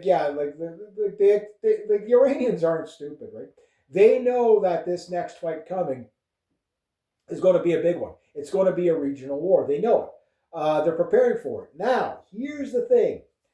Right now, the Iranians, like the third aircraft carriers in the region, and the Iranians know that they can lock down the Strait of Hormuz pretty quick. They're going to put sea mines out there. They probably don't have to go that far. Just the drones and the anti-shipping missiles are going to probably do everything, and then the speedboats will clean up whatever's left, right? Submarines, the U.S., even with the best submarine probably ever built, which is the Virginia class, I agree that is probably the best submarine ever built. Even with that, there's no way for them to really do much in the Strait of Hormuz because the water's too shallow. You can basically see the submarine from the air, you know what I mean? And not only that, there's going to be sea mines all over the place. So that really forces a bottleneck in the Strait of Hormuz, and the Iranians will control that. You know what I mean? You won't be able to move those sea mines easily without, the Iranians putting more. You take one away, they'll put more. You know what I mean? And while you're sitting there trying to clear the sea mines, they can take you out. You know what I mean? They can do that if they want. And while you're doing that, you might accidentally just run into a sea mine. You know what I mean? Like, so it's really like they have all the cards. They have all the cards. The U.S. air power is not big enough. There's not enough personnel in the region. Yes, they're trying to get the older, air defense missile systems there to burn those up on the cheap. They're really gearing up, right? So once they have the trumpeter there or the THAAD system, the Patriot systems all set up. Like the thing is a lot of countries are starting to say, no, you're not going to be launching attacks from our airspace. Many of the Middle Eastern countries are just like, no, because we know what the Iranians are going to do to us. Look, Saudi Arabia does not want to be fucking in a direct conflict with Iran. They can't even handle the Houthis. You know what I mean? Like the Saudis get their asses kicked by the Houthis, even though the Saudis have all the state of the art American stuff that they can get. They just can't take the Houthis. The Houthis are just fucking rabid dogs to them, right? So they know the second that they help out the Americans, not only do they have a Houthi problem, they're going to have an Iranian problem, which Iran could level the entire fucking Saudi Arabia. You know, like there's not a lot of infrastructure there to level, right? They could send that back to the Stone Age, which would create a revolt against the royal family, and that'd be the end of them. Good riddance, but you know what I mean? You know, you make the serfs mad, right? You know, you're gonna have problems. Like that Russian girl there, comedian on YouTube. You're gonna have big problems. She cracks me up. If you haven't seen it, it's the Russian girlfriend one there. she does it so well. You're gonna have big problems. Yeah. But anyway. The problem that they have is that everybody in the region knows that the Iranians have more firepower than they're letting on. And not only that, the tactics that the Iranians have, the shoot and scoot with the anti-shipping missiles, the drones, I mean, they could have like 500,000 to 2 million drones. We don't know what they have. It's just the cheap stuff. That'll burn up every missile that the Americans have. And then you start firing the hypersonic rockets. Can't stop them. But it gets worse. So right now, the aircraft carriers are there. So the Iranians are doing mock drills with the Russians. There's a Russian, I don't know if it's a corvette or a frigate or a destroyer, but there's one in the region. And again, you know, if a Russian warship gets hit in the crossfire, that escalates things big time, right? But I don't think the Russians are going to get directly involved. But I think what they might use that machine for is basically, basically tracking the carrier groups for targeting. So they won't directly target the carrier groups, but they can help the Iranians target it. Now that's only part one. Now if this is true, okay, we know the Chinese and the Russians have been dropping shit off in Iran in the past couple of weeks in anticipation of this war, right? The rumor is that, and if this is true, goodbye carrier group, that the Chinese have delivered basically Dongfang 17s. If you don't know what that is, it's basically a hypersonic glide missile, anti-shipping missile. It has a range of about 1,500 miles, well within the range of the Tomahawk cruise missiles. Right? Which means well in range of the carrier group. All three of them. So right there is problem number one. Problem number two will be the air defense systems, because the one thing about the Tomahawk cruise missile is that it's got like a 2,500 mile range on the best and maybe about 1,000 mile range on the worst, right? Depending on which variant, whatever. But the problem is they can't get that far away because they'll never make it to Iran. They'll get intercepted long before they get there. But that's the other problem, is the cruise missiles, even if you send them in from like 100 different directions, like, yeah, sure, you might be 600 miles off their coast, right, in a safe firing direction, but the missile might have to take a 1,300 mile route to actually be successful to hit it, because if it just comes in, they'll just be shot down every time, right? And I think that's what the Iranians are planning on. If we go by the Ukrainian and Russian, say, average interceptions of cruise missiles and the Syrian average interception of cruise missiles, you're looking at approximately a 50% cruise missile shoot down rate. The Israelis fire cruise missiles, trying to take out the Assad regime when they were doing that before they put the ISIS guy in charge of Syria. The Syrians were able to shoot down most of the Israeli cruise missiles, right?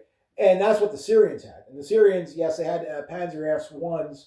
I don't think they had too many S-2s and S-200s and some possible S-300s. We know the Iranians have much more than what the Syrians did, right? So my hunch is that the cruise missiles might only be half effective, right?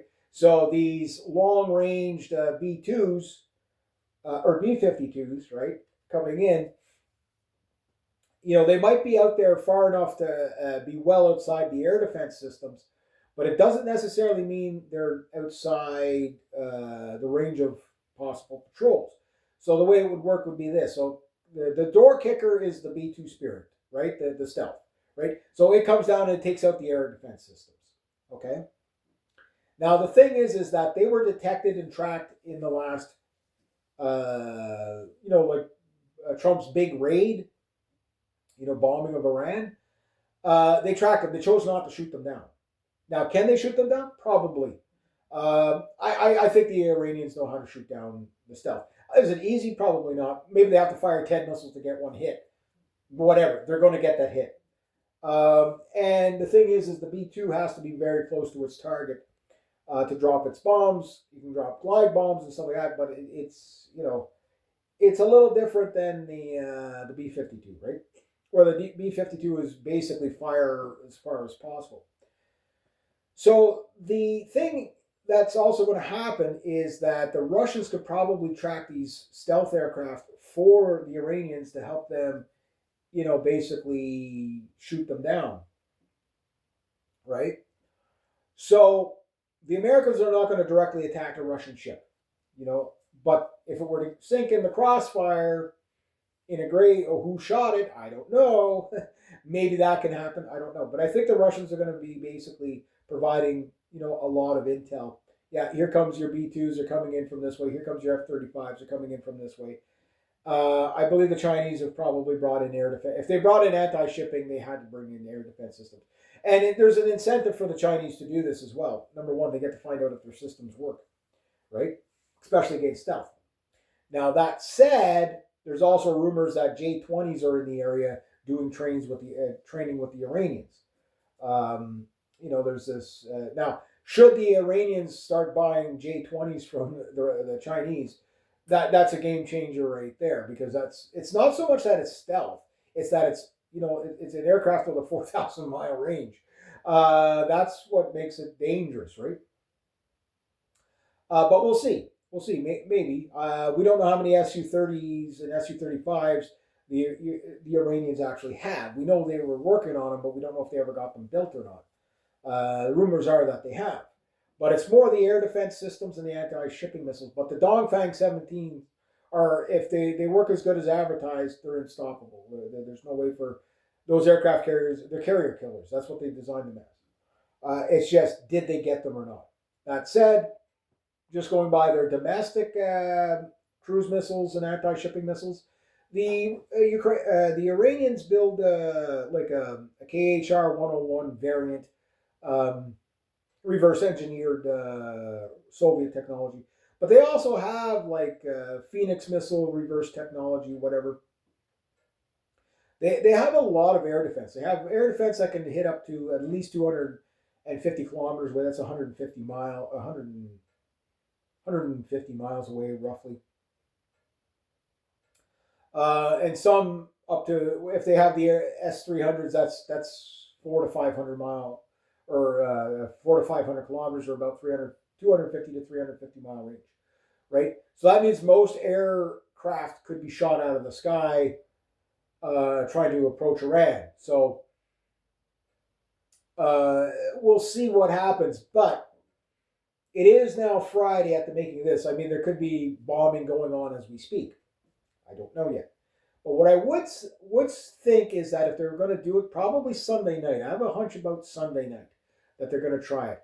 Trump is committed to it. There's no doubt about that. He can't back out now. Israel won't let him. The United States is controlled by Israel. I think everybody knows that. But there's a reason why they're delaying. I think what it is that they probably discovered that the Iranians can actually, not only they're going to hit back, but they're going to hit back hard. You're talking about a minimum of probably 35,000 to 70,000 U.S. soldiers about to be killed, vaporized by the fucking Iranians. You say, well, that'd be the end of them. We're going to use nukes and we're going to do this.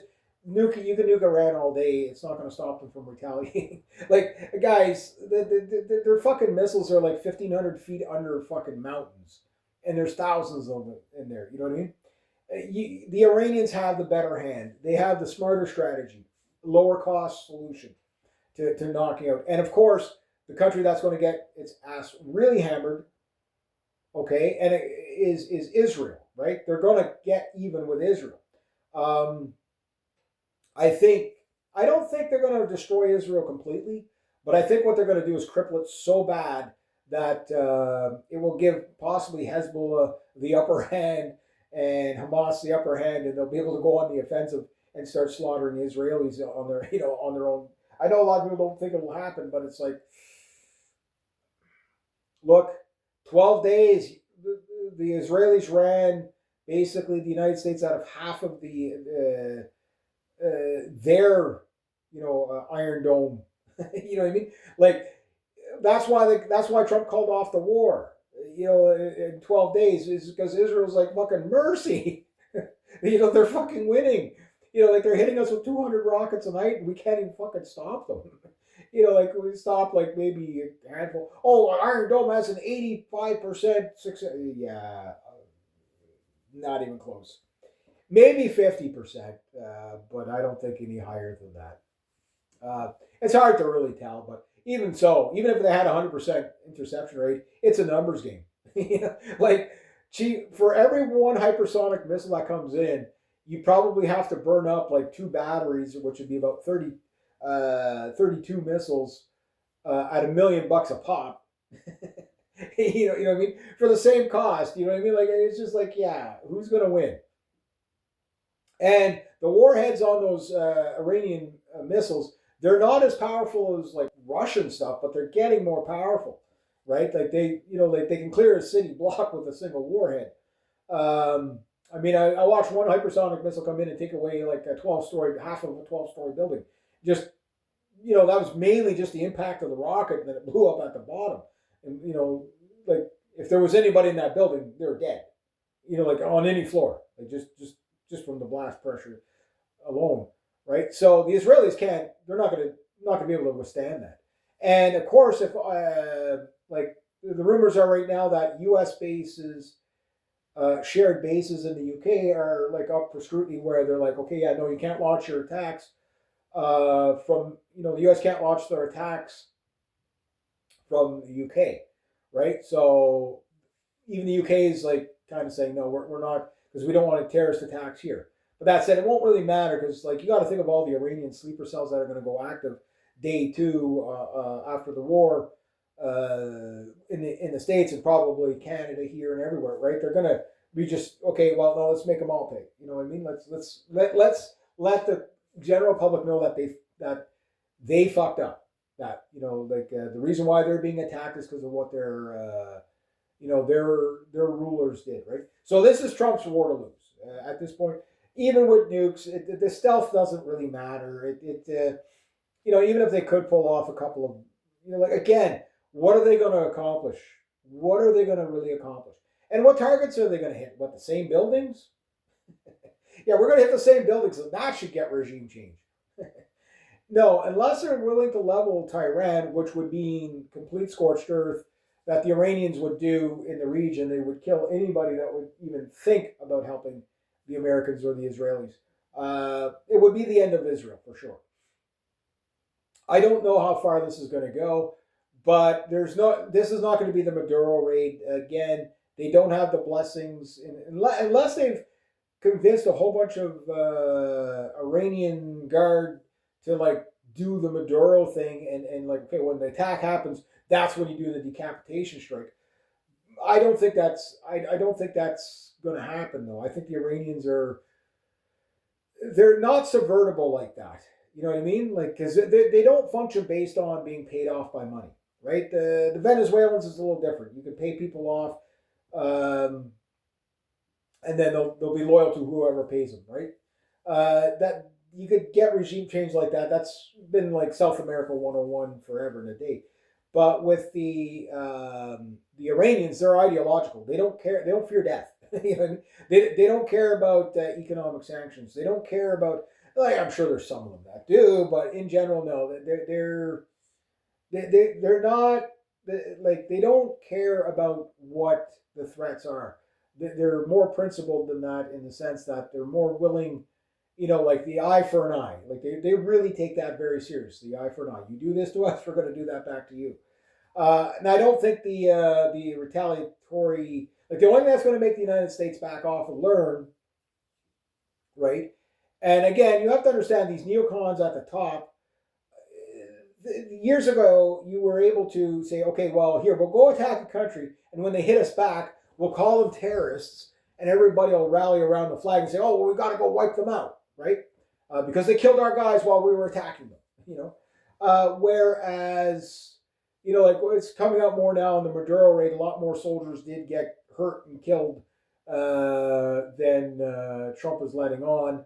Like there's a lot of injured U.S. soldiers, stuff like that. So again, you know what I mean. Like this time you're going to see it. This time you're going to see it.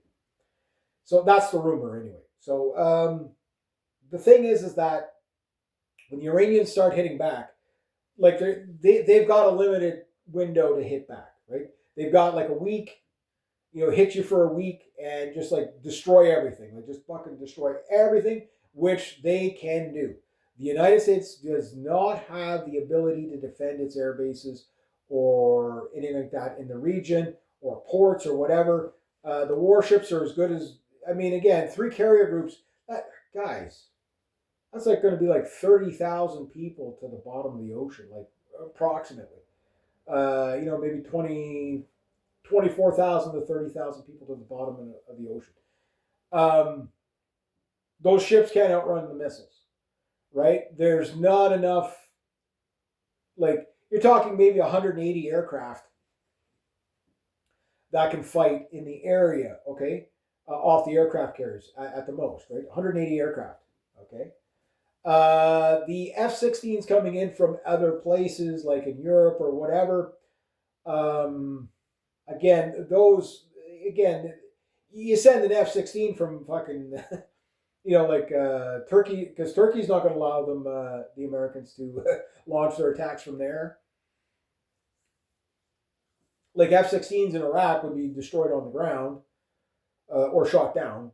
It's like there's no logistical way to fight a war against Iran. You're not going to pummel them with just B-52s, because what's going to happen is once your air bases are down in the area, now you're reliant on aircraft carriers. And once you've lost 3 out of your 11 aircraft carriers, your warships are pretty much going to be useless. Why? Because at that point, 30 old F-4 Phantoms and 30 old F-14s could just rule the skies, and with a handful of maybe 5 or 10 Su-30s. Why? Because there's going to be nobody to go up against them. Why? Because your F-15s, by the time they get over Iran, they got to turn around and go back for fuel.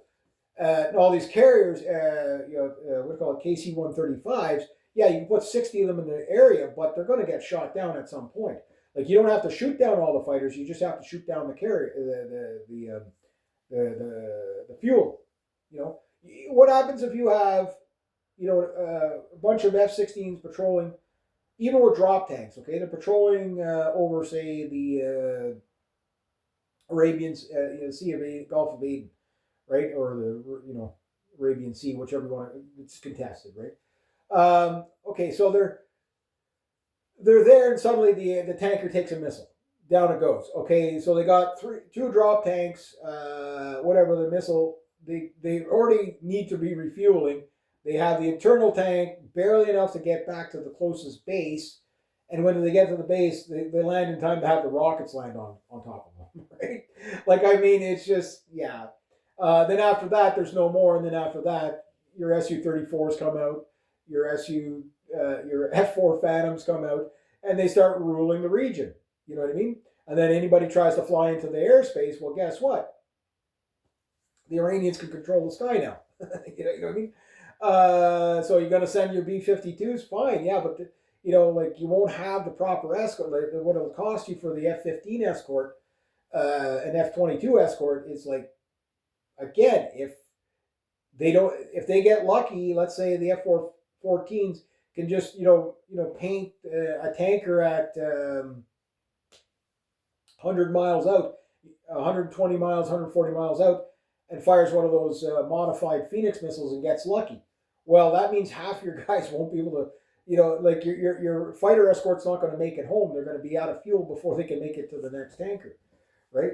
So yeah, but the tankers fly way away from the group. Well, to a degree, you know, you know what I mean. So you don't have to shoot down all the bombers. You can shoot down a few, but again, if you have Su-30s patrolling out there with one drop tank, it's got 10 missiles. Okay, it's got a range of about 2,700, 22 to 2,700 miles just on a single drop tank. You know what I mean? Yeah, and it's got 10 missiles. It fires 10 missiles. It hits a bomber, hits a fighter, and takes out a tanker. Okay, now what do the fighters do? Because you can't land on the air bases because they're all bombed out. And if you fly too close, you're going to get shot down by air-to-air missiles or whatever. Again, the Iranians do have this sorted out. Again, just the gunboats. When 250 to 500 gunboats come out at you at once, your carrier group is completely obsolete, especially if there's drones going in at the same time. It just won't be able to target everything at once. And that it's a swarm. The swarm tactic works. The swarm tactic's going to work. And then the midget subs just sitting on the bottom waiting for you. Yeah, it's like the Iranians. The thing is about the Iranians is like they're not gearing up to fight Israel. Israel's inconsequential to them. They're gearing up to fight the United States, right? And they've been doing it steadily since 2010. They're not okay. We need a multi-rolled aircraft that can do this, so we can fly missions around the world. It's like no, we need to specialize a defensive posture against the United States because they're the only ones that are going to take us out. The Israelis can't do it, right? So anyway, we'll see what happens. So again, maybe the attack has already taken place, but it's going to be a humiliating loss for the Americans. I don't think they realize that the Iranians will. Okay, you can say what you want about them, but they will be the most technologically advanced country you've ever fought. Until the United States goes to war with us Canadians. But up until that point, yeah, that's going to be the most, direct conflict-wise, that'll be the most advanced country you've ever fought. And they have just about everything they need to defend themselves. Can they fight like a 20-month war? Probably not. But can they do most of their damage in the first 2 months? They could probably kill 500,000 Americans in the first 2 months. The U.S. Air Force would be powerless against the air defense systems. Again, they're just lobbing cruise missiles for the sake of lobbing cruise missiles, even from the safety of a couple hundred miles out, is not going to be good enough to take out Iran. You know what I mean? Even if you could get all 1,500 B-52s back in the air, which I think there's only like 100 and some of them still in service. The rest of them, I think, have all been cannibalized for parts, and many of them, look, over Vietnam, okay, the B-52s at 50,000 feet. This is Vietnam, okay? We're being shot down by 1950s equipment at like 50,000 feet. There was one day over the Ho Chi Minh Trail, I think they lost something like 5 B-52s or something like that. You got to think of that, right? This is going to be the equivalent of that, where instead of being shot down directly over, you're getting shot down from, 300, 400, 500 miles away. Right? Again, if they can again use those long-range Phoenix missiles, those things are getting long. And if they get the Chinese PL 12s and PL 15s and PL 20s, I think it is. Those missiles can shoot up to 200 kilometers away, right? Well outside the range of the AIM-120s. So you get some old F-4 Phantoms, if they can fly, they can shoot just 2 Chinese missiles. They get lucky every, you got 30 F-4 Phantoms, 150 kilometers up, they fire the missiles, they turn and head for home long before the F-15s or F-22s can get to them. They'll probably start taking out bombers and stuff like that. Yeah, it's all about strategy at this point, But again, they have to clear the aircraft carriers. You clear the aircraft carriers, you pretty much clear the skies. You clear the surrounding bases, which there's like something like 24 bases or 30 bases in the region. But remember, the Iranians have the ability to hit London, right? They can hit Big Ben. They can hit that with some of their longest ranged rockets. My hunch is that we might see some surprise super weapons such as ICBMs. Could you imagine the Iranians, like on day three of airstrikes, and then suddenly bang, here's this missile landing in the middle of fucking New York, and they might not even have to do that. They might just have enough sleeper cells to do that, where they just do dirty bombs all over the place. Who knows what the Iranians are going to do? But if they think that their regime, like these are old men that are running the regime, they're going to die soon anyway. Why not have a legacy, right? What's their legacy? We took out the great Satan. Like that's what they're going to do, right? Like and again, who are we going to blame? We're going to blame them for fighting back? I mean, yeah, your typical neocon does. But no, most people are going to blame the Jews because rightfully so. I mean, it's on behalf of Israel, right? So even if all Jews don't agree with it, that's not the issue. It's bad. One bad apple spoils the whole cart, right? And so if you think you're going to be a Jewish person safe in the West after you just got 70,000 to 250,000 U.S. soldiers killed in a week on a country that you didn't need to go to war with, that wasn't fucking with you. Yeah, I think every politician at that point is, including Trump himself, that'll be the end of them. Like, I mean, you'll probably have a military coup on U.S. soil, a direct one, and there'll be a purge. Like they're going to shoot the politicians.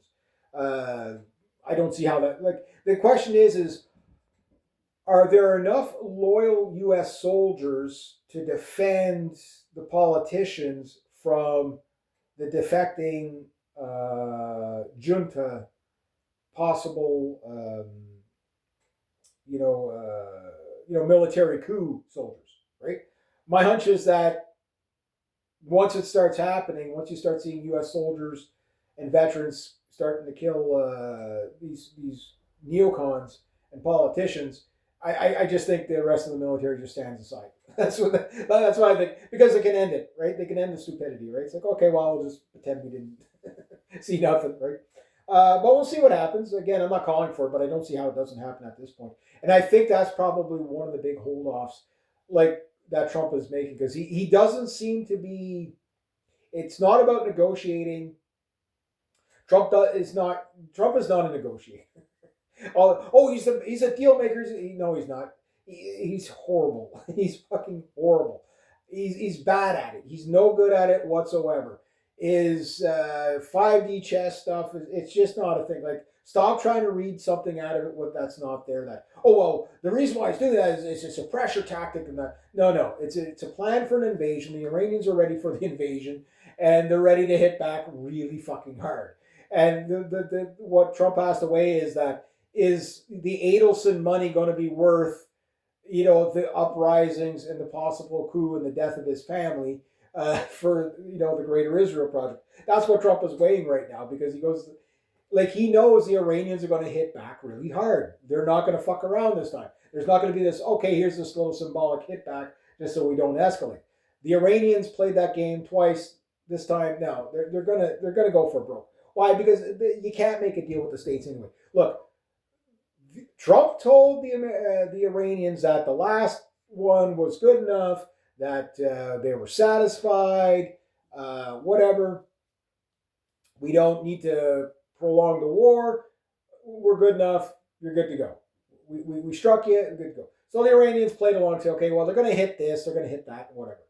So what I'm also thinking, too, is that they actually, again, this whole idea of we have to take out Iran because they're going to, enrich uranium and buy warheads. It's like, okay, well, if you haven't been paying attention to Iran, they've been investing in their military. Okay, so why wouldn't they just buy warheads from the North Koreans or the Russians?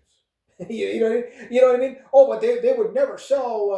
The North Koreans would sell. The North Koreans and Iranians, nuclear scientists, have been working together for decades. On nuclear stuff. So the Iranians know how to build the stuff. They probably built them in North Korea and then shipped them back home. You know what I mean? It's way cheaper to buy them than it is to build them. So this whole enrichment thing, I don't buy it. I'm sure, yeah, if they can get away with it, they'll do it because, yeah, the convenience of building shit at home, you know, it's industry, right? But on the other hand, it's just like, no, it makes no sense for them to even consider uh, going the long route of enrichment and stuff like that when they could just buy it for a tenth of the price. You know what I mean? Like, so maybe they only have 5 warheads. Maybe they have 55 warheads. I don't know. It depends. Like, I mean, when the Soviet Union collapsed, they had tens of thousands of warheads. It's just, what are they going to be delivered on? And I don't think, and this is going to sound strange, as much as the Iranians hate the Israelis, I don't think they're going to be as rough with the Israelis as they are going to be with the Americans, for a couple of reasons. Number one is they're the infidel and they hate you, right? Number two is the Americans carry a bigger stick, so we got to hit them harder, right? So what I could see is a rocket coming in and it just a fucking mushroom cloud on the base. So the Patriot missile systems there just get vaporized with the first rocket that comes in, right? So there'll be a barrage of rockets to burn up the system, and then they catch you on the reload, right? It's a numbers game, and one comes in, it just levels the whole base. So even if the people are safely in the bunker underground, the ground is irradiated; they're dead anyway. You know what I mean?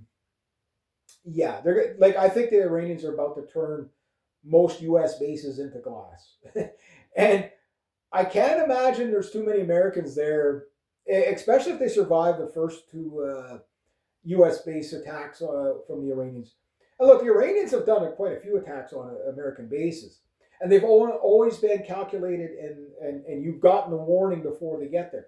Once the Americans start firing stuff, the Iranians might not give the warning. But like, look, you have to understand the 12-day war between Israel and Iran.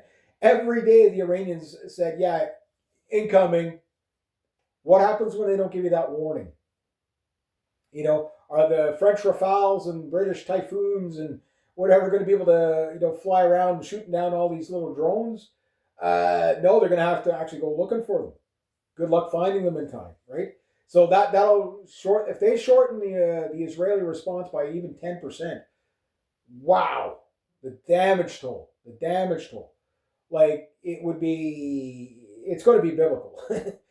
Especially if the Iranians do use nukes or dirty weapons or chemical warfare or whatever. Who knows, right? I mean, they're fighting their arch enemy, and the only reason why America is there, it's not because Iran has been attacking anybody. Iran hasn't attacked anybody in 170 years. Like it's just this idea that, oh yeah, but they support terrorists and all that. Yeah, but we supported ISIS and that to overthrow Assad. So like, you know what I mean? Like terror groups said, yeah, our own governments do this, right? It's well documented. I mean, to the point where you've got an Al Qaeda guy running Syria because he's better than that horrible Assad, right? No, it's because it's what Israel wanted. And again, openly admitted stuff. It's bizarre, but here we are. The thing is that I'm worried about is the attacks at home. Like, if people want to sign up and go fight Israel's war and stuff like that, you reap what you sow. You know what I mean? Like, if you're willing to be following orders at this point in the U.S. pirate Navy, shooting people out of the water and stuff like that, and going attack, start jumping in on a war that doesn't need to happen. Like, where are your brave generals and commanders? There's only been 2 or 3 so far that I've seen. One, told Trump to go fuck his hat, that he wasn't going to be a part of the U.S. pirate Navy shooting Venezuelans out of the water, because that wasn't a constitutional use of the weaponry, right? Like, Venezuela wasn't attacking, and that oil has just gone to Israel anyway. Again, all wars are Israel wars. Our wars are bankers' wars, right? We're the bad guys. I'm not saying Iran is our saints. I don't like the regime myself. But it doesn't mean that we get the right to go and attack everybody preemptively and then claim that they're the bad guy.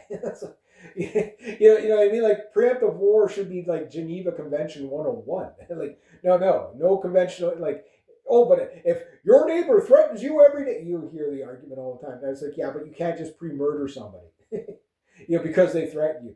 If they attack you, yeah, gloves off, fuck them up. But no. The United States, like, the Iranians are waiting for the United States to throw the first shot. And once they do, they have every, you got all these Second Amendment people in the States that are always going on about self-defense. Well, if someone attacks you first, you can't say, well, no, but they were only preemptively attacking us in case we might attack them. Like, who would ever see self-defense that way? Nobody. So when Iran hits back, you can't sit there and say Iran's bad. It's like, of course they're going to hit back. What did you think was going to happen? Yeah. And every country is kind of hitting back against the United States right now because the United States is at war, economically with just about everybody, including us Canadians, really with us. Trump really hates us, right? I think he can't wait to start the war with us. And I think that's what Carney's kind of racing for is, okay, not enough that we could win the war, but how do we make it hurt so bad that, it's not worth fighting? And I think, watch what happens in Iran. That, again, rocket systems, they're cheap. Drones, they're cheap. Artillery, it's cheap. Again, four-wheelers, side-by-sides, and, what you call it, little trailers, that can carry munitions. They're cheap. Shoulder-fired man-pad launchers, I think we make more of those than anybody else in the world. Start passing them out to the citizenry. Look, we got a lot of great duck hunters here. Okay, so the ducks are moving a little faster and they're a little higher, but we can get them. Yeah. So again, I'm not going to fault Iran for shooting back if you shoot at them.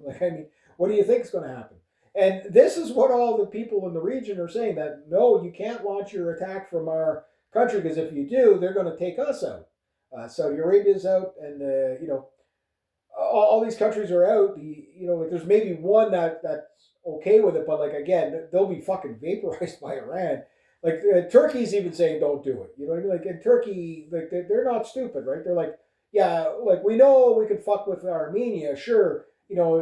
Back Azerbaijan, Israel, and Turkey back Azerbaijan, and to fuck up Armenia, because Armenia's closer to Russia or whatever. Yeah, they'll do that, but they won't fuck with the Iranians.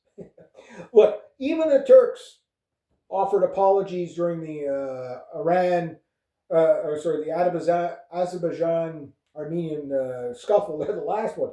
There was the Iranians basically got one of those little this is where they basically the Iranians reverse engineered the suicide drones that Israel used against Armenia on behalf of Azerbaijan, right? They seized them, because near the border or whatever, and that's where all these drones, these Shahed drones that are being used, it's reverse Israeli engineering. You know what I mean? Well, you must say reverse U.S. engineering. If it's Israeli made, it's basically U.S. paid for. So, and others. But the thing is that no, this is not going to work out well, and maybe Trump's trying to find a way out because it's like, no, they're really going to hit us back this time. They've had enough of our bullshit. And at that point, what do you do when they paid all this money? Do they kill Trump so that they can get the next guy to kick off the war? The Israelis will do whatever they got to do to get the war going. They don't care how many Americans die. They don't like Americans, right? They it's pretty obvious by now. If the Epstein files, the most used word in the Epstein's files is goy, right? So it's like, yeah. I think it's pretty obvious that these people don't care how many Americans die. But if you're over there and you're waiting for the Iranians to start pelting you with rockets, okay, I wish you luck, but it's not going to work out well. Maybe you need to talk to your commanding officer, say, look, maybe you need to step up, and sure it could cost you something. They might call it treason, but I think if you want to be rational, maybe we should do everything we can to stop this fucking madness. Because once it starts, man, don't worry, everybody's going to be entertained. I can guarantee you that much. Everybody will be entertained, but I can guarantee you also too that it's going to be bloody, no matter what. Who's going to take most of the hits? Well, probably the Iranian people will take a lot of hits, because the first stray bomb that hits civilians, it's not going to be like Iraq and Afghanistan, where when like you got to think about most of the people killed in Iraq and Afghanistan were just innocent civilians with collateral damage, right?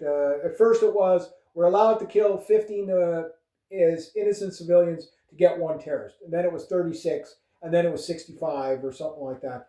And now for the Israelis, it's unlimited. That's what their doctrine is now. And I think the United States is saying, well, whatever it takes, like so. When you start killing the women and children and stuff like that, unlike Iraq in 1991, the Iranians can shoot back. And if you kill their children, they're going to kill our children. It's again, if you didn't see the Iranian protests in Montreal, Toronto, and I think Ottawa yesterday, like even if that was all the Iranians in the country, right? Even if only 1% of those Iranians decide to start fucking with stuff, they can kill a lot of people. They can kill a lot of people in retaliation, right? Let's have this mass immigration and diversity is our strength, and then go blow up their countries and then invite them in mass, right? Gee, what could go wrong? Well, the same is going to happen in the States, because I'm pretty sure, like Muslims around the world are going to unite on this one. They already are for the most part. And they're all saying the same thing. Every Muslim country is pretty much saying, with the exception of a few, don't do this. Yeah, do not do this. Do not attack Iran. There is no reason for you to attack them. You don't like them, don't do business with them, put sanctions on them, whatever. Because it's bullshit reasons. This whole we're doing it because of a nuclear program. No, it's no. They're killing. They want to murder these people because they're the regional power. That's it. That's all it is. But like the House of Islam is going to rise up around the world. It's going to be fucking terrorist attacks everywhere. Picture like 9/11 attacks once a week. Like it's going to be like that. You'd say that had never happened. That's what our world leaders want. They want everybody killing each other, right? Because they never have to fight it. Every one of these neocons that we need to go and stick it to Iran. Yeah, you're going to go fight? Your kid's going to go fight? No, not them. But you go fight. You know what I mean? Like it's the same everywhere. It's the same in the Ukraine. It's the elites that have you fighting. Like if the Ukrainian military and the Russian military turned on their elites, the war would be over in a minute. You know what I mean? Like again, we could only wish, right? Because it's a handful of these fucking politicians and bureaucrats and NGO groups. These are the people and the bankers that bankroll it up. These are the people that are destroying the planet. Most people just want to get on with their fucking lives. You know what I mean? It is what it is. And I think that's what people are going to realize out of this. So you are going to see a lot of extremism out of everywhere. So anywhere you go, even before the attack starts, keep your head on a swivel because, look, my number one New Year's resolution was for 2026, don't die. I don't know. I really don't know if I'm going to be alive by the end of the year just because of the craziness. Do we starve to death? Are we going to be taken out in terrorist attacks? Are we going to be in the third, is there going to be like nuclear exchange? Like, I don't know what these fucking idiots are going to get us into, right? None of it is looking good. And again, Trump and Biden, there's no difference between them. They both work for Israel, right? Follow the money. It's openly admitted stuff, Like Israel is the United States liability. And Ramsey Paul made a good thing, they're like everybody was like, well, the United States is a Christian nation. No, it's not. It's a Jewish nation. It doesn't follow Christian doctrine. It follows, Israeli Jewish doctrine, Zionism. It follows stuff like that. I know not every Jew is a Zionist, but Zionism is what is running your government. It's been like that for decades, but now the mask is completely off. Here in Canada, it's not that bad because we just don't have the funding. That's all it is. Us, we're more like controlled by other groups like India and China. Like fuck, you know what I mean? But who knows? Who knows? So anyway, I guess that's what we have to sit and wait for. That's where we're at. That's what's there. But God help the U.S. Navy if those Dongfangs actually are there and if they work. I don't even think it was going to take those, but there's no stopping them. Those things are coming in at Mach 4 to Mach 10. Like you're not going to stop those. And if they have those, chances are they probably I don't know if the Iranians ever got any MiG-25s, but if they did and they outfitted them to fire Kinzhal missiles, yeah, and if they do have a handful of Su-35s, I know they were working on them. I just don't know if they got them built in time or not. But if they did, let's say they have 5 Su-35s and they're capable of firing the Kinzhal, like the Kinzhal missile or a variation of it. My hunch is that no, you won't. The aircraft carriers will be destroyed. And look, a handful of drones can just, like you don't necessarily have to destroy the aircraft carrier. You just have to put a hole in the deck so that it can't function. And then again, like the aircraft carriers can hurtle at the Iran at once is 180 fighters, and then of course having supporting bombers and stuff like that. Yes, the U.S. Air Force is huge. There's no doubt about that. But even if you were to bring in all 2,200 active service, fighter jets, like you're going to run out of a lot, and just keeping them in the area with the tankers. Like these tankers, they take a long time to refuel themselves once they're out, right? And you just, it's a logistical nightmare, is what it is. Oh, one last thing is fishing boat protest. Japan is again. They've got the new leader. I don't know a lot about her. I think she's like Shinzo Abe 2.0. They're lucky. I don't think she's one of these multicultural, open Japan's borders for multiculturalism type. I think they're starting to crack down on the Muslims in Japan, which is very smart on their behalf to do that. Japan for the Japanese, but I say that for every country. The multiculturalism has become such a problem, right? Not all of it. Like you can have some, but people have to understand when in Rome, do as the Romans. You pander to the hosting country, not the other way around. But it looks like a bunch of fishing vessels are blocking Chinese fishing vessels. It's like China has like this fishing vessel, a 2,700 vessel, like shipping, convoy that goes around. They go off everybody's shores. They even come into the Pacific. They come, they'll come into the middle of the Atlantic, off the Grand Banks, just out in international waters, and they basically steal all your fish, right, is what they do. Well, Japan is kind of putting up a blockade on that. But you have to understand, like China can't feed its population easily, right? So it's like that's why they do it. But the last time this fishing, I don't know if they have all 2,700 of them out this time, but the last time they did it, you could see the actual convoy from space.